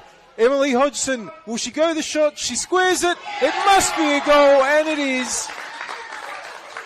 And that's another really good ball from Johns to Blackett. Blackett, Macri sprinting in, so's Mullen. Still Blackett, gets the cross, and no, she goes for goal and gets a hat-trick. Nicole Blackett makes it 5-1. Guajardo looking for a late consolation. Guajardo goes the shot. It's a great shot. It's a great goal by Valeria Guajardo. Remaining. McCauley with the clearance. And that is the final whistle. A fantastic win for West Adelaide here at Kilburn. A great way to mark this historic occasion for the home side.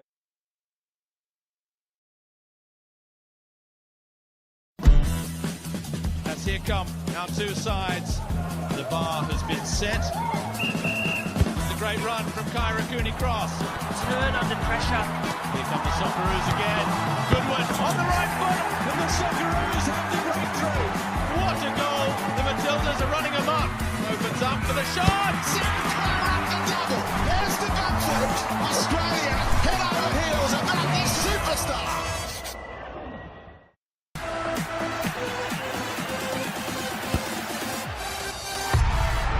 Lead in the first minute through Austin Scambiatera. Yep. Isaac Mullen equalising from the penalty spot in the 44th minute. So all to play for here. We mentioned in the pre-game, we mentioned a few times, this is pretty much a mini grand final. If Playford were to find a winner, they would all but almost crown themselves State League 1 champions with a couple of games to go. They would be 6 points ahead. There would be whatever goal difference it is now. I think it's 5 plus whatever it would be. So it would make it very, very, very difficult for Birkalla to catch them in the final 2 weeks. So on the other hand, Birkalla would be looking to get the win tonight and go equal on points at the top, and just goal difference would separate the two with those 2 games to play. Just trying to work out, Connie, if Playford have made a sub and they're writing that down, or if there's a couple of people in the technical area that shouldn't be there, maybe? I'm going to go with number 2, mate. I think I just saw someone jump the fence, so they weren't supposed to be in that. They were just looking for a bit of a more comfortable seat. Doesn't look like there's any changes being made from either side, just looking out on the pitch, not that I can see. No changes I can see from up here. I don't think there's anything to report of, except for that injury to D'Agostino in the first half. It seems quite serious, so we wish him the best of luck. It looks like he's done some sort of maybe a ligament damage, or if worst case scenario, a break of the ankle. So they're unsure at this stage. They just know it's not. It's not great. It's not great, yeah. So wish him all the best, and managed to catch Costa Mantis down there, Alessia. I think he's back next week, isn't he? Yeah, I think he got a 2-game ban. I think we mentioned, we talked about ourselves when we didn't see him in the lineup or on the bench today, but I think he wouldn't be too far away, and he'd be maybe hard to come by getting back into this team, especially the form that some of these players are in now. But obviously Adam D'Agostino's one out, and that's a midfielder, so maybe he'll get back in there. But I think young Ethan Stevenson will have something to say about that as well. So West Torrens Birkalla on the front foot here. Ahmed can't find his teammate in Glushkov. Penendez, who worked his way into that first half quite well on the ball there, but again it's turned over quite cheaply. Lessie looks for Zakani, and Zakani looks for a little flick to Scambiatera. Of course, Zakani and Lessie played a couple of games together last season at Eastern United, so they know each other quite well, and both of Greek heritage and pretty good mates. So that connection speaks for itself out on the park. And it's going to be a free kick here to Playford. I think Penendez asking Regis why there was no yellow card there. Just stole a few metres, but Regis is saying, no, the ball's fine, you move back. Interesting to see how Playford start this half. We mentioned in the broadcast during that first half that Playford were a little bit slow out of the blocks, and we thought that might have been put down to the pitch or or maybe the wind a little bit as the cross comes in. I reckon that might be a corner. Indeed it is. Yeah, it'd be interesting to see if Playford can sort of get the ascendancy that first 10-15 minutes of this half, exactly like West Torrens Birkalla did in that first half. And if they do and they manage to get one ahead, well, I tell you what, that makes it very, very hard for Birkalla to come back. Have conditions changed on ground level, Alessio? Any colder or what's the breeze like? It seems like it's died off up here. Yeah, I wouldn't say there's too much breeze at all at the moment. I mean, the temperature's probably about the same as well as it was at the end of that first half, but I'm glad the rain stayed away for the time being as well, so I think it will help both sides. The corner's going to be delivered. Come to the near post. It's a dangerous ball, but it's in the arms of Harpus. No one could quite get a flick on that. They're out. Now it's Scambiatera. Tries to kick and run, but that's well defended there by Butler. Looks like he's picked up a little knock for his trouble there as well. So just so quick on the counter-attack, aren't they, Birkalla? They've done it a few times tonight. Here's Lessie.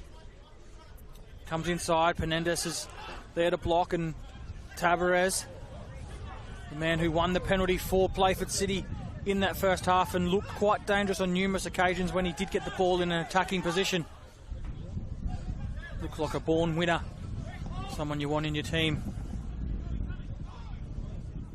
So it looks like it's going to be a long throw into the box from Townsend, who picked up a yellow card after the half-time whistle. I think he's getting some instruction as well for someone there next to him as well. It is a long one. It's in the box. Oh, and it's a great save by Harpus. It was Daniel Ryan, the man who scored last week and scored on a few occasions this season. He's got 10 goals so far this season, has Ryan, so he does know how to find the back of the net. Scambiatera, Ahmed. He's given time to turn and face forward. Gives it out to Tsakani in a wide area. Back to Ahmed. He's got Lessie inside, chooses to go himself. It's a 1-2 with Scambiatera. Can he cut it back? He can, but only after the ball had crossed the byline, so it's going to be a goal kick, and that was much better from Birkalla that time. It was a bit of a poor clearance from Allgate, though. It was, it just needed a little bit more on it. He turned it over in a real dangerous area and, obviously put Birkalla forward there. But I was just about to ask you, Connie, or even Alessio, how long do you think it is until Birkalla sort of go to their bench and try and just change things around? Because they're the ones that really need the win. Playford, I mean, obviously they both want the 3 points, but Playford are obviously a lot more happy with the 1 point than what Birkalla would be with a couple of games left. So who do you think would be the key one coming off the bench for Birkalla today, and how long do you think until they go to that bench? I reckon, given that they've made that change that they were forced into earlier, it's probably something they're going to delay as long as possible and try and get this 11 that's out there to get the job done, or at least wait as long as possible. But they do have, I think, Mason Ayubi is on the bench. He's an attacking player. Jonathan Dorigo, he's scored a goal or two this season as well. So they've got a couple of young players on the bench. Jonathan's obviously the younger brother of Lewis Dorigo, so footballing IQ and talents run in that family. But yeah, I'm not too sure. Anyone else that stands out for you, Alessio?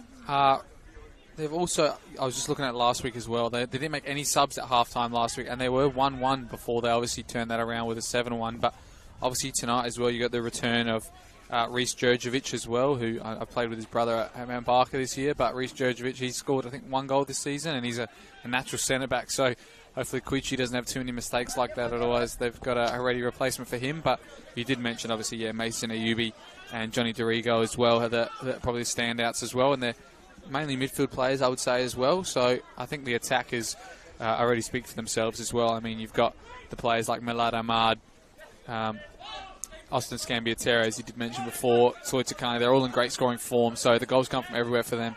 And I think the more they get into this game, the more those chances are going to come for them as well.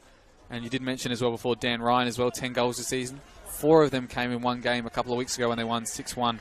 And I think he scored last week as well in their 2-1 win as well. Equalizer last week, so yeah, he's 5 in a couple of weeks. Yeah. So there's a couple of players out there actually, isn't there? You got Sakani, you got Scambiatera, you got Ryan. They've all scored bags in the last few weeks, at the right end of the season, of course.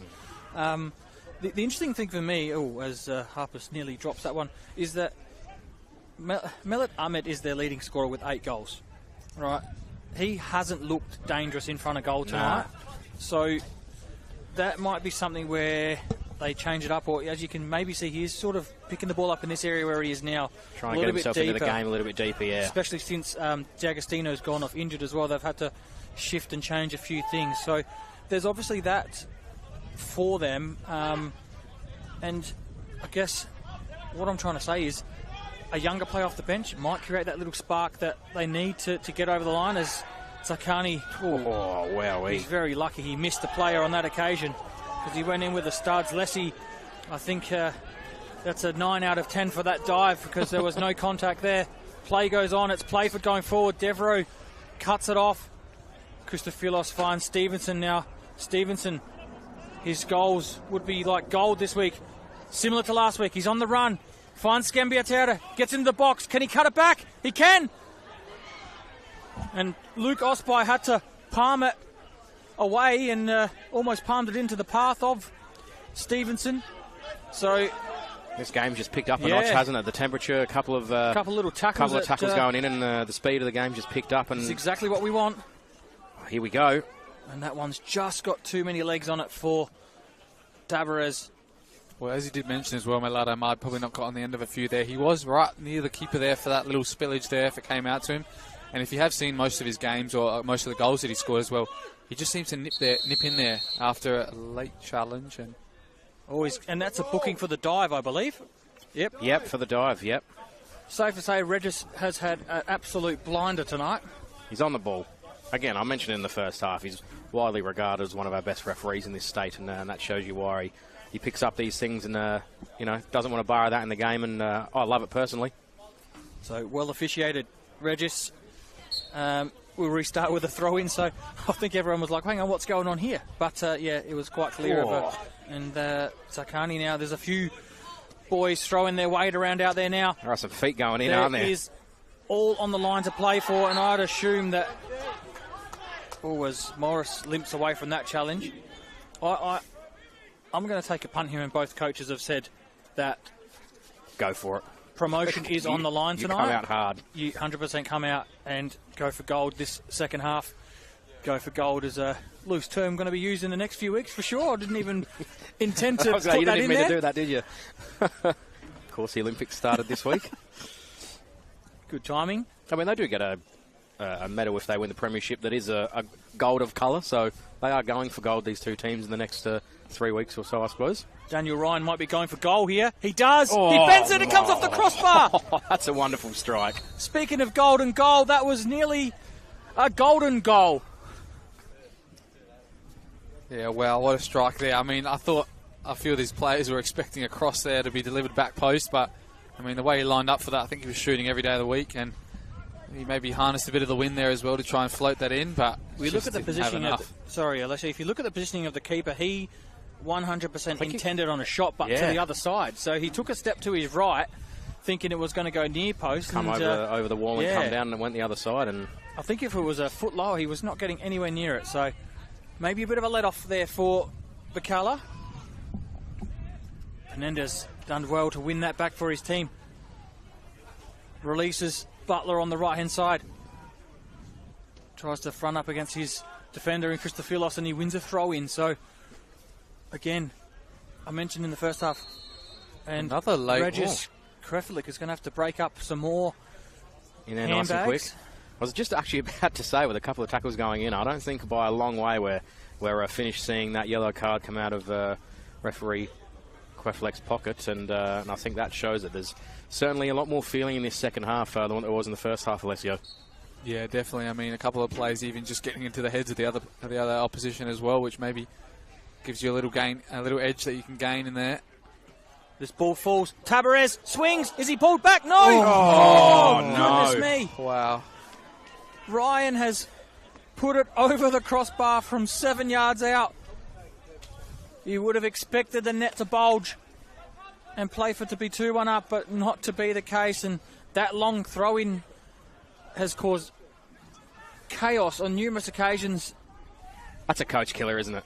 You see that as a coach, and you're expecting that to go in 9.5 times out of 10.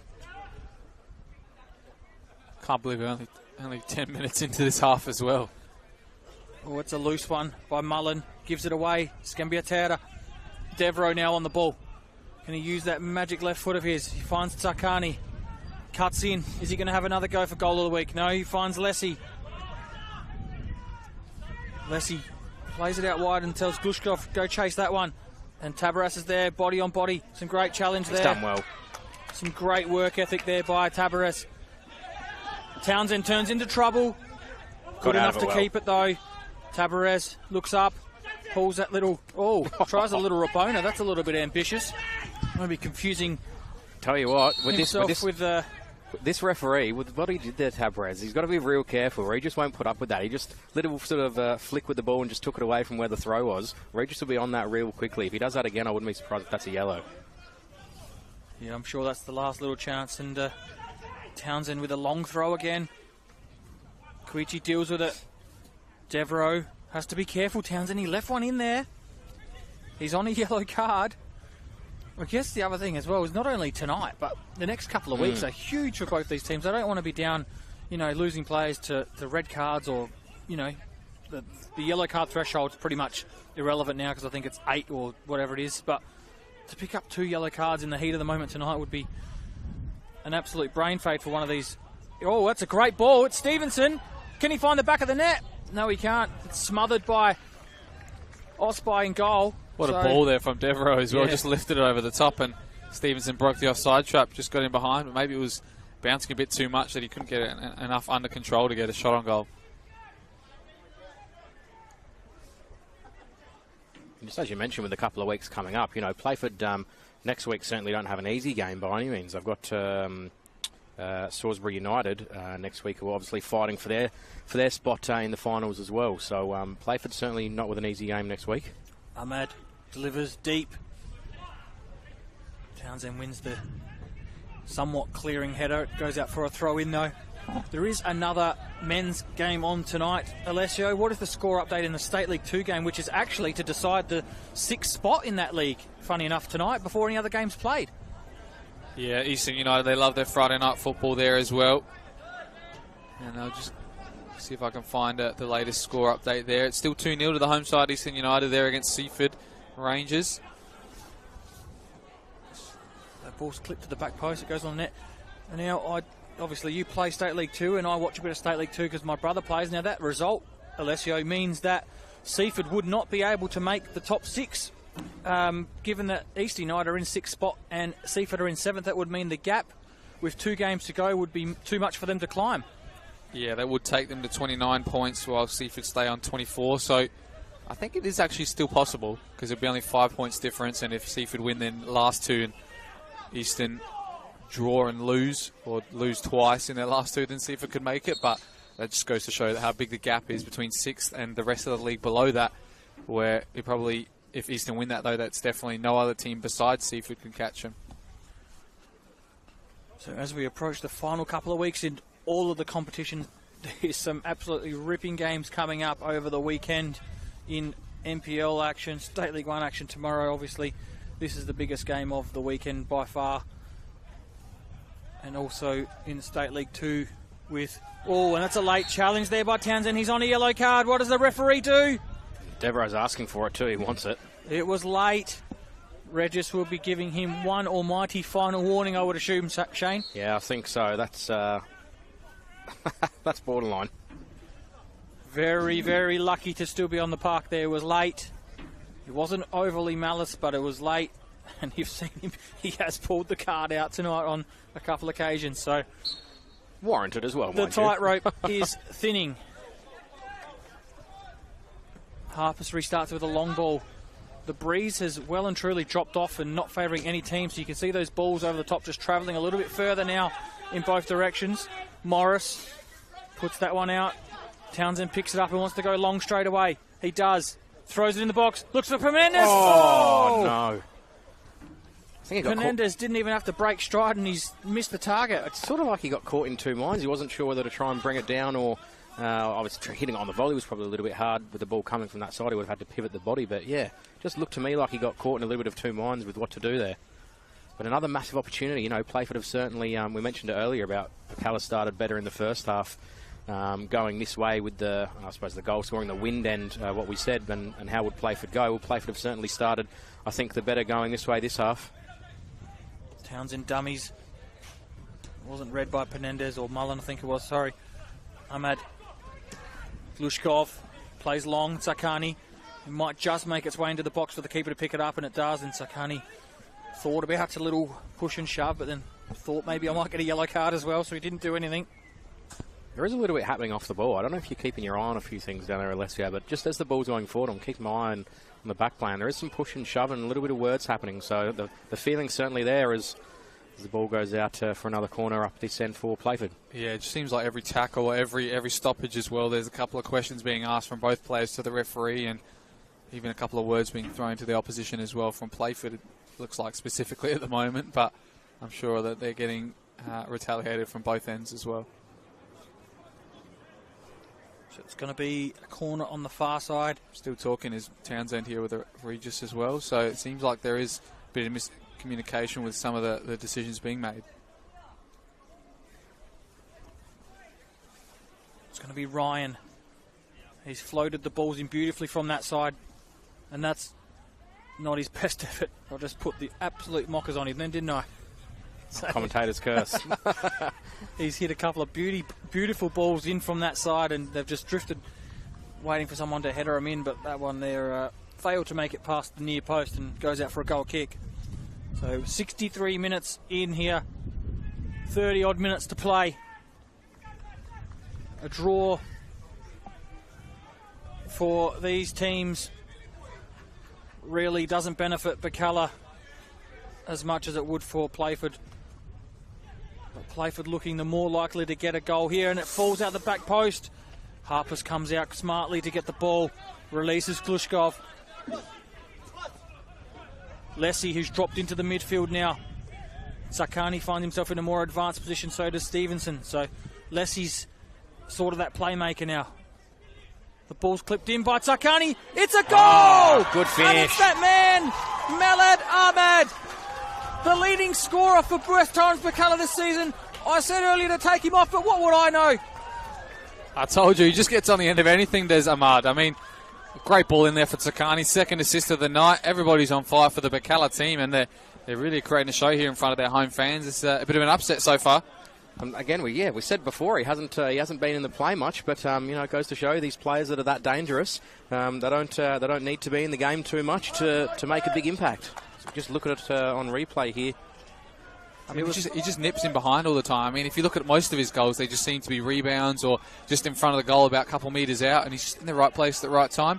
It's hard to mark someone that's maybe that kind of height, but he makes it work for him. That's quite a few goals from this season, 9 I think it is, in the league at least. Beautiful finish 100%. too. 100%. 9 league goals for someone that plays in the middle of the park. And a few challenges thrown about there. But what about the ball from Zoid Sakani? And boy, is he on fire in the last 3 weeks. 4 goals, 2 assists in his first 3 games for West Torrens Birkalla. And that ball was perfectly weighted because he had to get it over the head of the taller Harriman, who was the last line of defence there for Playford. It's gone straight into the path of Ahmad, who's just side-footed it past the keeper. It's West Torrens Birkalla 2, Playford City 1. 65 minutes gone here. And as we mentioned earlier in the call, what that does for State League One's table right now means that both teams are locked away on 40 points on the live ladder. Just goal difference separating both teams. And there's some real feeling in this one now, Shane. Yeah, there is, and you'd expect Playford, you've got the certain teams, we'll say the northern teams, they are more physical than a lot of these other teams, and you'd expect Playford to come out, they'll throw their physicality around. You've got Christos Penendis, the big body here, and he doesn't mind throwing that body around, so you'd expect Playford to be showing a bit of muscle here and trying to get this equaliser. Ahmad tries to find Stevenson. He did, but his touch wasn't good enough to put him in on goal. Butler for Playford, and that one under pressure now, so the tide have turned again. It's Playford who are struggling to get out of defence. Well, I mentioned earlier about how long did Birkalla wait to go to their bench and make a sub to try and get the win. Well, now the tables have turned, and it's, how long does Playford wait, and who do they bring on from the bench, Connie? Who do you think's the more likely one to come on and try and get this equaliser? I think they've got a couple of guys that have come back into their squad tonight, and I think Alessio down on the sideline there, I think you've got more of an idea than me about this Playford squad.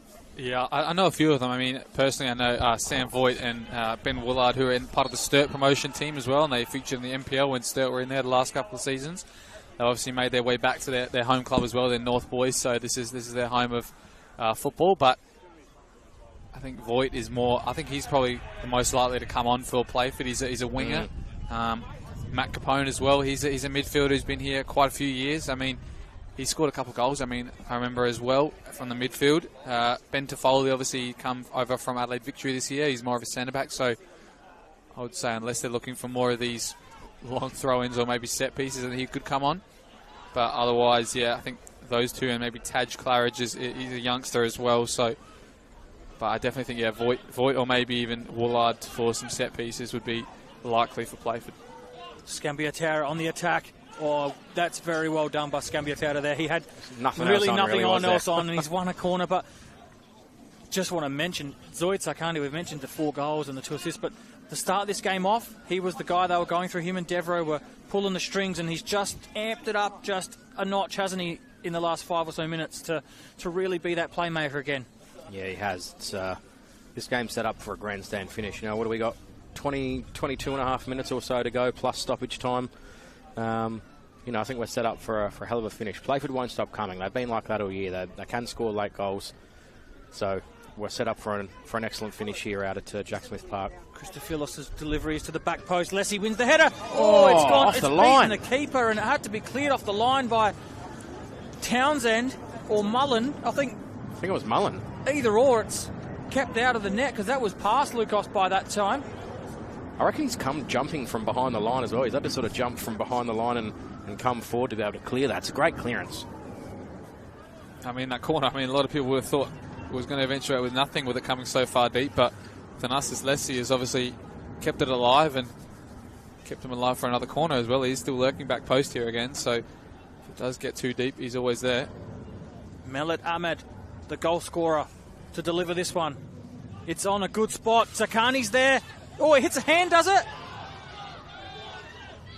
It looked like from up here, it looked like we had a good view of that, and it looked like it may have hit a hand. I doubt his vision was too clear on that as well. There were so many players in the box there, and I think a couple of players turned as that ball did hit a hand, so I'm not sure he saw that too well, but yeah, definitely on the upper hand here is Birkalla. So Birkalla with a couple of chances. Sakani. Oh, that's not great. It's not great, but Mullen did put his head down in a dangerous area. I'm not saying it wasn't a free kick, but he did put his head into a troubled area there, and Sakani actually pulled out, which was very well done by him. Otherwise, it could have been quite a serious head injury there. Penendez wins the header. Tabarez. He's done well. Brings it down. He bet Glushkov. Now he's got Lessie. Now he's got Glushkov for company. So they forced him back, and that's not a great ball into the box there by Ethan Olgate. Melet Ahmed springing his step since he scored that second goal. Scambiatera puts it past Algate for a second time. Can he keep it in? He's done well. But that's very good tracking back by Ethan Olgate on that occasion. And he goes long, looking for Townsend or Tabarez, and in the end they both run into each other, and it's Sakani who wins that header. Ahmed, Sakani finds Scambiatera in some space. Looks to get an early ball into the box, but can't beat the defender in Harriman.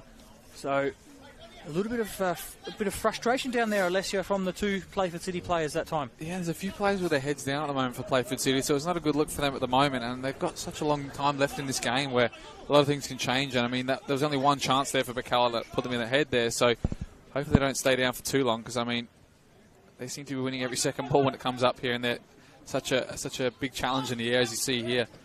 Tabarez getting his touch away, and yeah, it has to be. I was about to say, every time that ball's coming forward, he's got his hands around him, and I think Regis has picked up and just having a word with him now. Looks to be some action over on that Playford bench, Alessio. If you can figure out who that is that's about to come on, and let us know when it happens. Yeah, it's a man I know pretty well as well, Sam Voigt. Looks like I can see him from all the way over here as well. He's a tricky winger, and he's such a fit winger as well. He covers so much ground as well, so Playford going to look to get him on the park as soon as they can after this attack. That was a little back heel there by Tsakani, releasing Stevenson on the far side, right in front of Voigt, who is the man that may look to come on in the next stoppage after the ball goes out. Tsakani looks for that little ball into the box again. Ahmed's there. and he can't get to it that time. So definitely something that they may have spoken about or worked on there, because it's happened a couple of times now.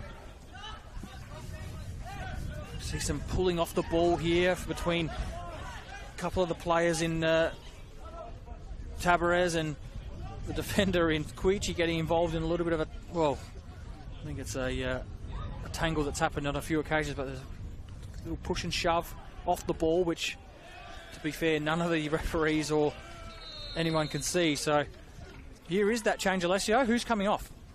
Yeah, I think we expected it was going to be Reece Townsend. I mean, he's put his body about so far, but I think he's just treading that fine line at the moment with a couple of his late challenges. So it's going to be a like-for-like sub. And looks like they're going to swap wings as well. Dan Ryan's gone all the way out to that right, and maybe even a formation change, because Sam Voigt didn't seem to set himself up top there. So maybe they're going with 2 up top, and Fernandez as the false 9 to win the flick-ons, and they've got a couple of quick guys ahead of him, and maybe Voigt's found his way into the midfield somewhere.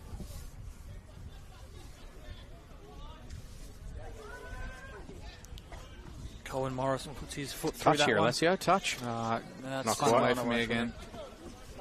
Just couldn't find him. So it's going to be a terror, wasting time here. He may pick up a yellow card. Yeah, he has to. And he does.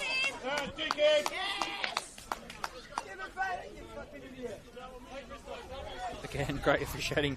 As soon as he picked that ball up, I think everyone here knew what was going to happen, yet he still persisted to take the ball a few yards and waste the time. By that time, in his face was a yellow card. So Regis Queffelig has had a really good game tonight, and the throw in will restart with after that. It's cleared by Birkalla. Sakani wins the header. Well timed. Stevenson looks to get on it with his pace. They let it bounce. Christophilis has to stick a foot out. He does. Butler finds Mullen. Mullen then finds French. And that's where it stops for Playford on that occasion until Quichi puts it out for a throw in. So just over 15 minutes to play here. Still no substitutions for Birkalla, except for the forced substitution in the first half where Adam D'Agostino was unfortunately injured in the build-up to one of the Playford City plays where he went to stop the ball with his, or block the ball, and it seems like his right foot had, from what I heard, either given way or he was planted and it's moved the opposite way, so maybe some ligament damage, or worst case scenario, a fracture or a break. So we wish him well. He had to be stretched off, so all the best to him.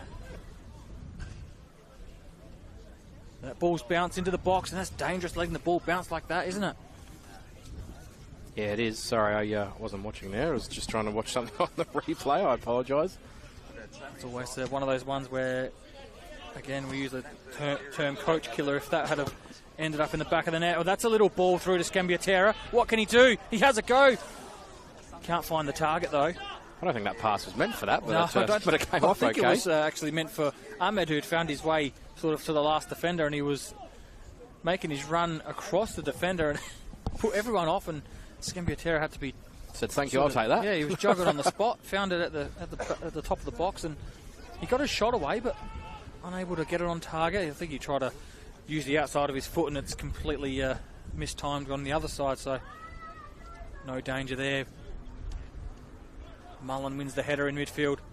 Christophilos just clears it now, so Birkalla not taking any risks now. They do have that 2-1 advantage.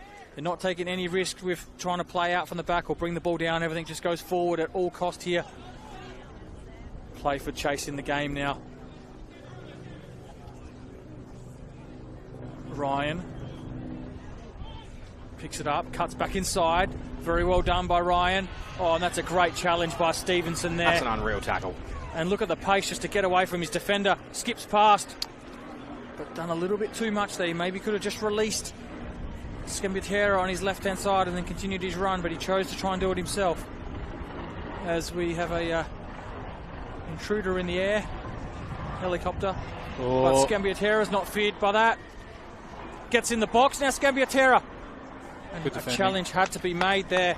by Harriman. It's a corner. Yeah, it looked like it was out a few times there on the far touchline, and I'm sure we were all waiting for a throw-in to be taken there, but somehow they kept it in Birkalla, and that was excellent work there from Scambiatera to first keep the ball in, find the 1-2, and then tap it past one defender and almost the second, but the defender was just showing a bit too much of it right at the end of that move, and he tapped it away for another corner. But as it looks like for so far, Playford is still trying to play for all these second balls, and the longer it's in the air, I mean, they've got some big defenders at the back there as well, Birkalla, so it's probably a good matchup for them, this type of ball game.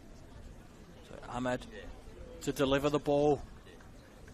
Can Birkalla find a third? It's on the spot. It's a clearing header, but it's only just gone outside the box, and Lessie will bring it under control. Might even just try to win another corner here or keep the ball and throw in, but he can't do either.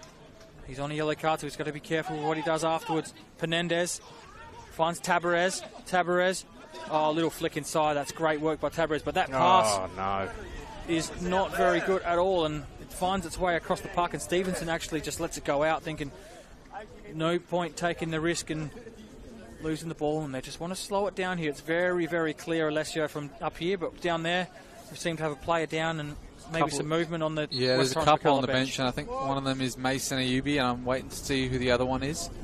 But it is Scambiatera who's down here, and I'm not sure if he was a pre-planned sub as well, but waiting to see who the other player is who turns around. Maybe he's been asked to go back. I think Scambiatera's just been told to go off on the near side instead of milking the clock.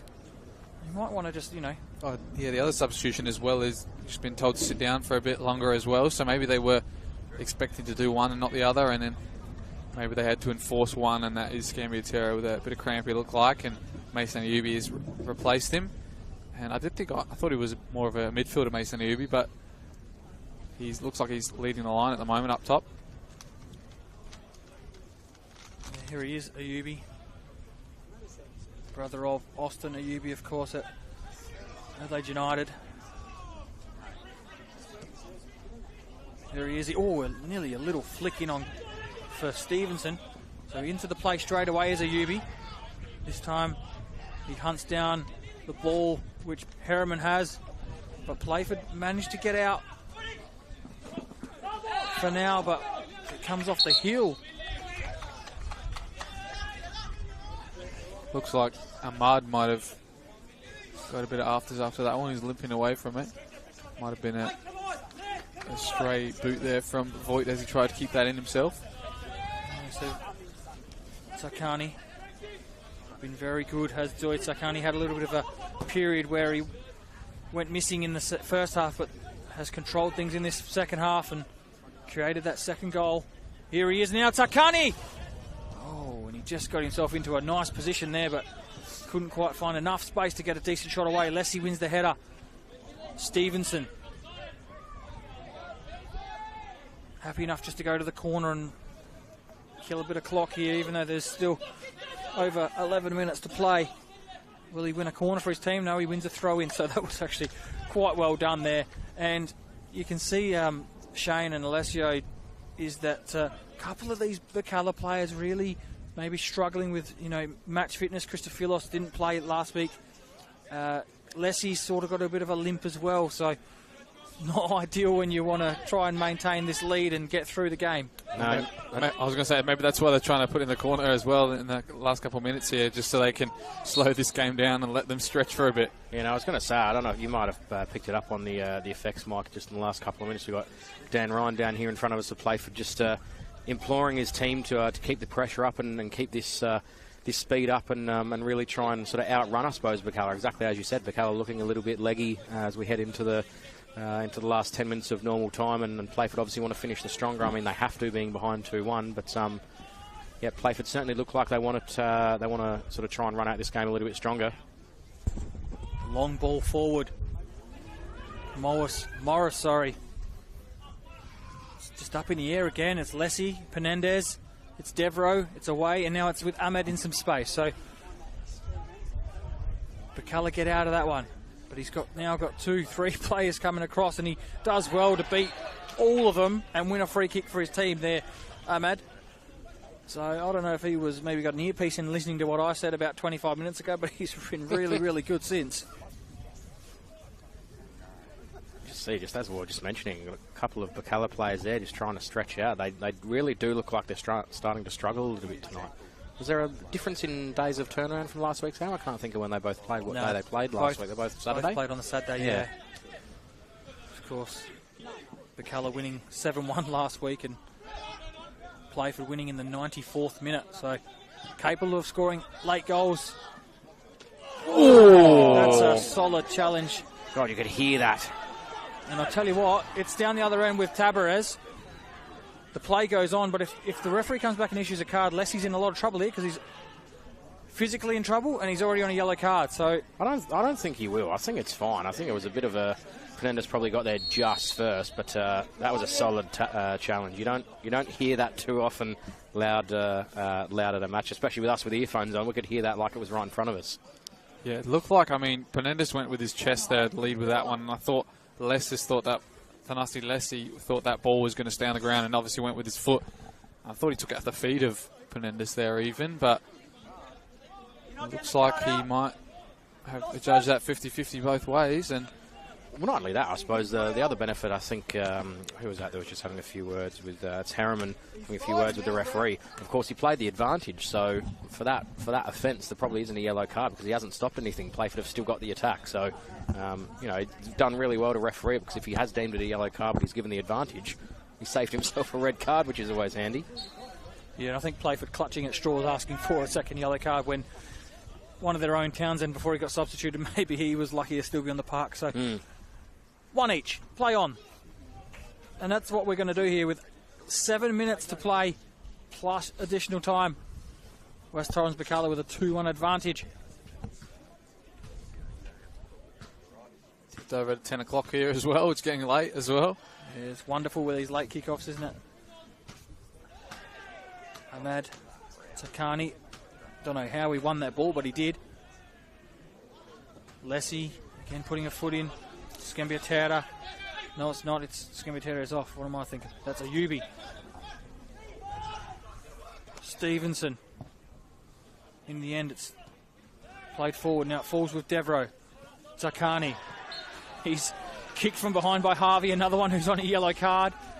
So a couple of players really, really need to watch their step in this last 6 or 7 minutes.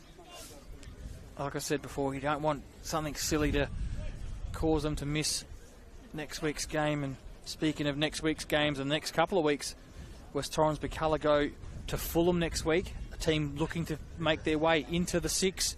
So that'll be a tough one for them. Whereas Playford have a northern rivalry against Salisbury at Salisbury, who are in the top 6 as well. So a couple of big games coming up next week as Zoid Sakani. Definitely going to strike this. Yeah, I was thinking the exact same thing.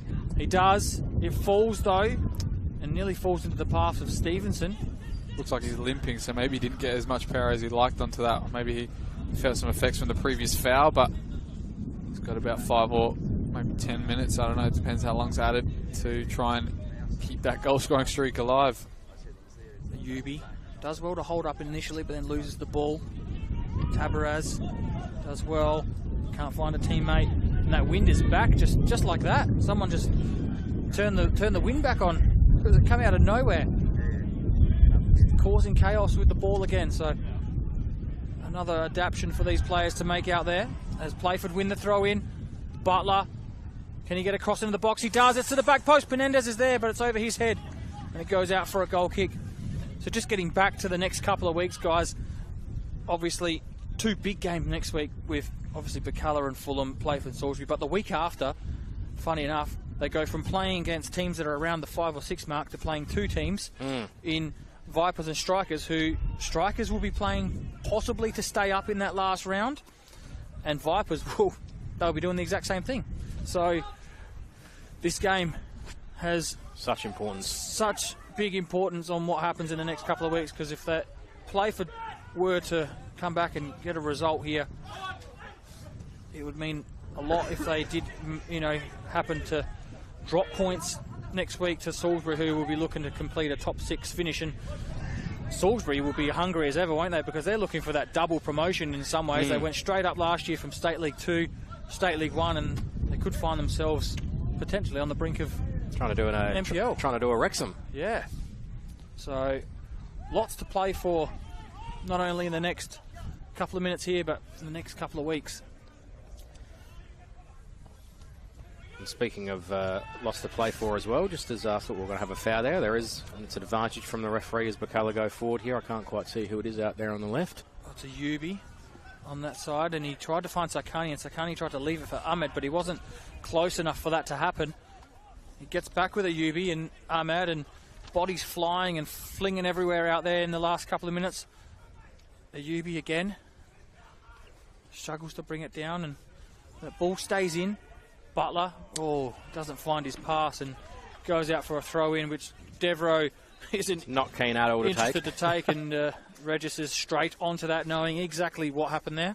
Yeah, speaking of plenty to play for, of course, this Sunday, Football SA's WMPL and WSL Cup final day out at Service FM Stadium. So if you're not doing anything and you want to see the Women's Cup final, head along 2:30 p.m. West Adelaide versus Sturt Lions. So obviously a big day in terms of the women's game as well, as that season starts to creep towards the end of its season as well. Looks like Birkalla going to go to their bench, and it looks like Playford are as well. It looks like from over here it's Ben Toffoli, who's a natural centre-back, but maybe in these last couple of minutes they're going to try and roll the dice. But a couple of those subs that were waiting to come on eventually do make their way onto the pitch, and that is Johnny Dorigo, and I'm trying to see who the other one is. I know one of the players that went off was Christophilis, who's been stretching cramp for the last 10 minutes, the poor bloke. Zach Becker is the other one I think has come on, who was waiting to come onto the pitch when Mason Ayubi came on, and now he's obviously found his way in, and it looks like Ben Toffoli has come on, and I think looks like Ayubi's gone to left back. And it looks like Playford are going to a back three as well. So an intriguing couple of minutes to play here with those substitutions. It's all looking like it's going to be put on the line. The kitchen sink's been thrown by both teams here. Playford playing with a back three to finish this one off and pushing an extra forward. You can see now Penendez, Tabarez, Ryan all inside that penalty area. And Austin Ayubi has found his way from striker to left fullback. Mason Ayubi, sorry. Maybe also this is the reason they brought on Ben Toffoli. He's got these long throws in his locker, and he's going to wind up for his second in just a few minutes. He does do that. Penendez loses front position. It's cleared by Birkalla. Stevenson floating around with that pace that he's got. If he can pitch this, Playford could be in trouble. Oh, and another one. And that was nearly... I thought that was going to be a horrible head clash there. And there goes Tabarez into the fence. So, of course, it's so important for both these clubs to get that promotion up into the NPL. I mean, obviously, Birkalla been there recently. Playford, a very proud northern club, haven't been in the top tier of football here in South Australia for quite a while. So, again, it's been since 2005 was the last time they played top flight here, which was back in 2 leagues. So it was only Premier League and State League back then. That was the last time they played in the then Premier League, which was the top division. So 19 years of waiting for them. We mentioned how late they scored last week with that winner. So, certainly don't put it to bed and say that Burks are home yet. There's probably still another good, 4, 5, maybe 6 minutes again, similar as the first half. So it's certainly still game on. That ball's kept in. So Dorigo finds himself with a bit of space to run into. Cuts back. Can he get across into the box? No, he does very well indeed, and he gets a corner for his team. So exactly what the doctor ordered as we approach the completion of this one. We're into stoppage time. I'd assume there'd be a similar amount maybe to what we had in the first half, 4 or 5 minutes. West Torrens Birkalla absolutely not interested in putting this ball into the box, nor are they interested in taking anyone forward. They've got 4, 5 behind, 6, 7 behind the ball, in fact. So they're just happy to keep this one in the corner, and it's going to be Dorigo and Sakani to attempt to do that. Sakani then tries to get his way into the box and create something, and he nudges the ball away, but Regis says that's okay. Got away with it on that occasion. Maybe just the sense of occasion, knowing it's late. So Playford with maybe 1 or 2 last hurrahs here. It's going to go long. Osby struggles to clear halfway. I don't know if he miskicked that or not. Sakani, Dorigo in some space again. Runs at his defender in front of him. Finds Stevenson now. Stevenson is one-on-one. Can he get a ball into the box? He can. Mullen's back there to clear, but Stevenson wins it back, or not wins it back, but it's a goal kick.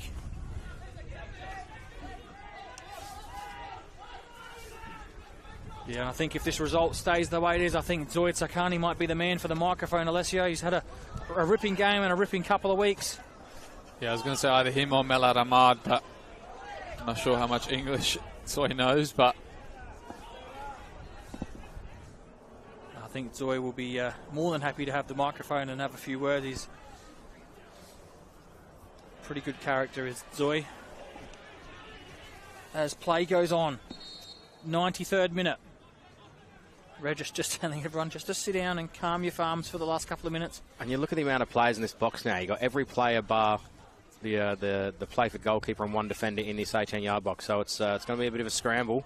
It's gone out for a corner, has it? Yep. Now, I think everyone will be up.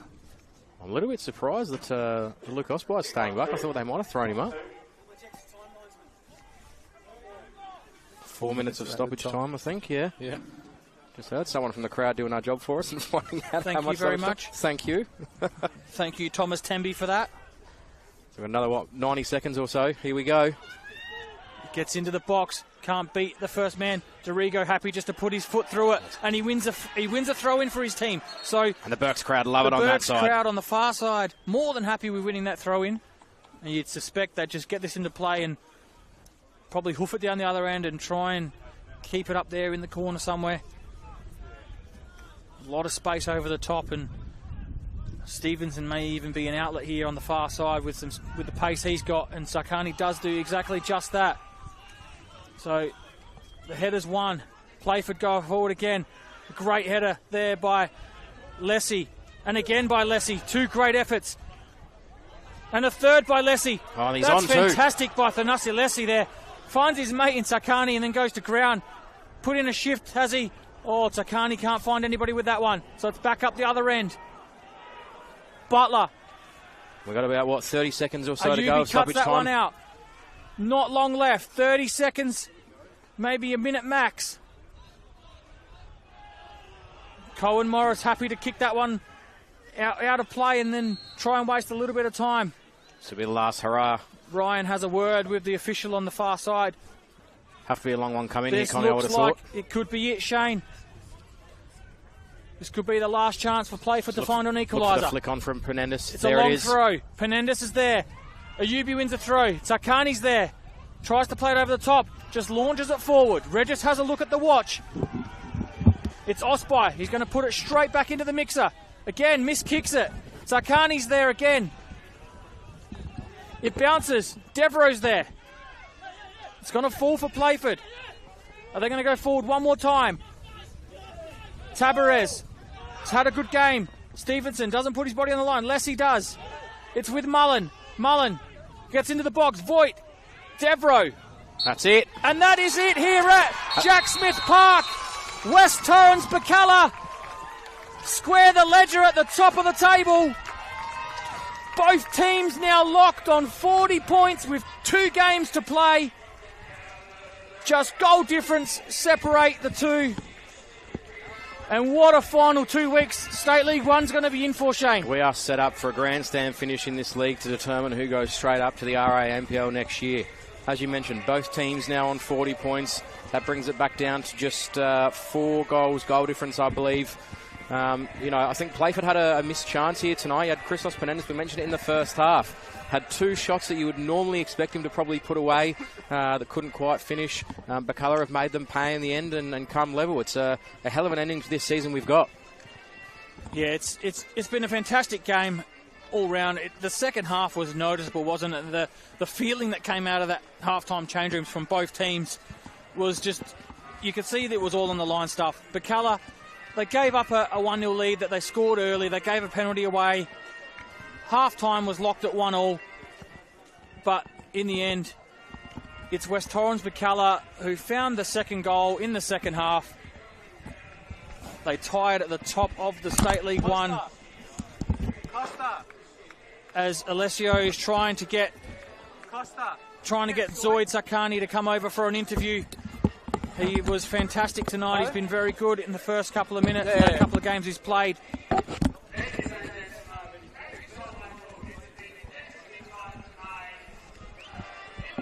So hopefully we can get Zoe to come over and have a bit of a chat. I have to say, though, just as we had the referees walk past us before, that was a great refereeing performance tonight, I thought, from Regis Queffler. He let the game flow where he needed to, pulled players up where they needed to. It was a very, very good performance and one that's probably expected with a match of this magnitude as we just try and get someone from Birkalla over here for an interview with Alessio. Toy, yeah. Yeah. He doesn't want it. What about Charlie Devereaux? Charlie Devereaux floating around somewhere? Who else we got there? Malad, maybe? Yeah. Unless you want to get Amin Ayubi. Malad. Or Harpers. Anyone. Get Harpers. Anyone. See if Amin wants to stay around. We've got both of them here. The captain and the goal scorer who won the game. Obviously, boys, how'd you think that game went? It was a big game, of course, in front of your home fans as well. Probably started the way you liked as well, and then Playford came back into it. But you guys obviously stayed on and kept the chances coming. Yeah, definitely. Obviously, they're a quality side, and you can expect, obviously, it's going to be a tough game and a physical one. But I thought we went out there, started firing, obviously, first minute, got ahead, and a gutsy win, obviously, in the second half, and got the goal we needed and head out. So yeah, next couple of weeks now are going to be massive. You guys and Playford have got a couple of big games coming up, and a couple of probably games you guys can definitely get points out of. So it's definitely going to be one versus the other the next couple of weeks, and you guys are going to be looking at their results as well. Yeah, definitely. Obviously, we can't obviously hope that they will lose games. We just have to do our bit and win both. Obviously, we're away next week to Fulham, so tough game. They're fighting for the 6.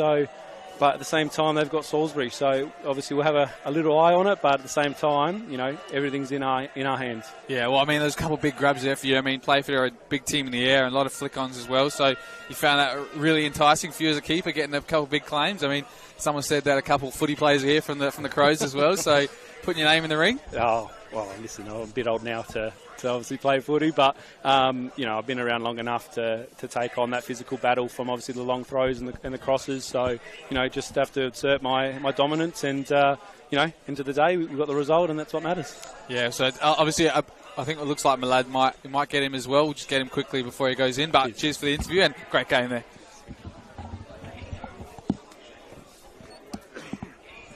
Got here the match winner, Malad. I mean, a couple of the boys were saying in the first half, or at least after half time, that for a goal scorer like you made it a bit more interesting in that second half, eh? Absolutely, mate. They're hard to play against, of course, because they're big, strong, but you just got to stay in the game, Just got to keep getting in the pockets, and that's what I did. And obviously, I know how Joey plays. He likes to play those balls, so I'm always trying to stay in between those pockets. So yeah, worked out well. Yeah, I mean, it was a big clash as well. I mean, a lot of big tackles in front of me here and a couple that you were involved in as well, and even a bit of skill work on the far side as well. So a game like this as well, I'm sure it's one that you want to get into, a big game for big names, eh? Yeah, absolutely. We knew they were going to come out. They're going to come out hard, so we had to obviously match intensity, and I think we did that really well. All the boys gave a good shift, so yeah, we're very proud of everyone, to be honest. Yeah, really good. Yeah, so you guys obviously got the next couple games for a couple of big results, and I think they want you to get in the change room now. So yeah. good to see you. I won't stay too long. Thanks, mate. Appreciate your work, eh? Cheers. Thanks, Alessio. So Shane, wrap things up here. State League 1 is well and truly on the line for both of these teams in the next couple of weeks, given that they have that advantage over Adelaide Blue Eagles, who they have to win all three, and Playford and Birkalla have to lose both. Yeah. So we're pretty much going to write Blue Eagles out of the contest. One of these two teams will get automatic promotion in 2 weeks' time. We can probably confirm that here tonight. I think so. We deemed it as a mini grand final. It lived up to the expectation. Thanks for joining me. Alessio, thanks for joining us down there. No worries, thanks for having me, and I'm sure everyone at home is gonna love that we had a State League 1 game with commentary and full pre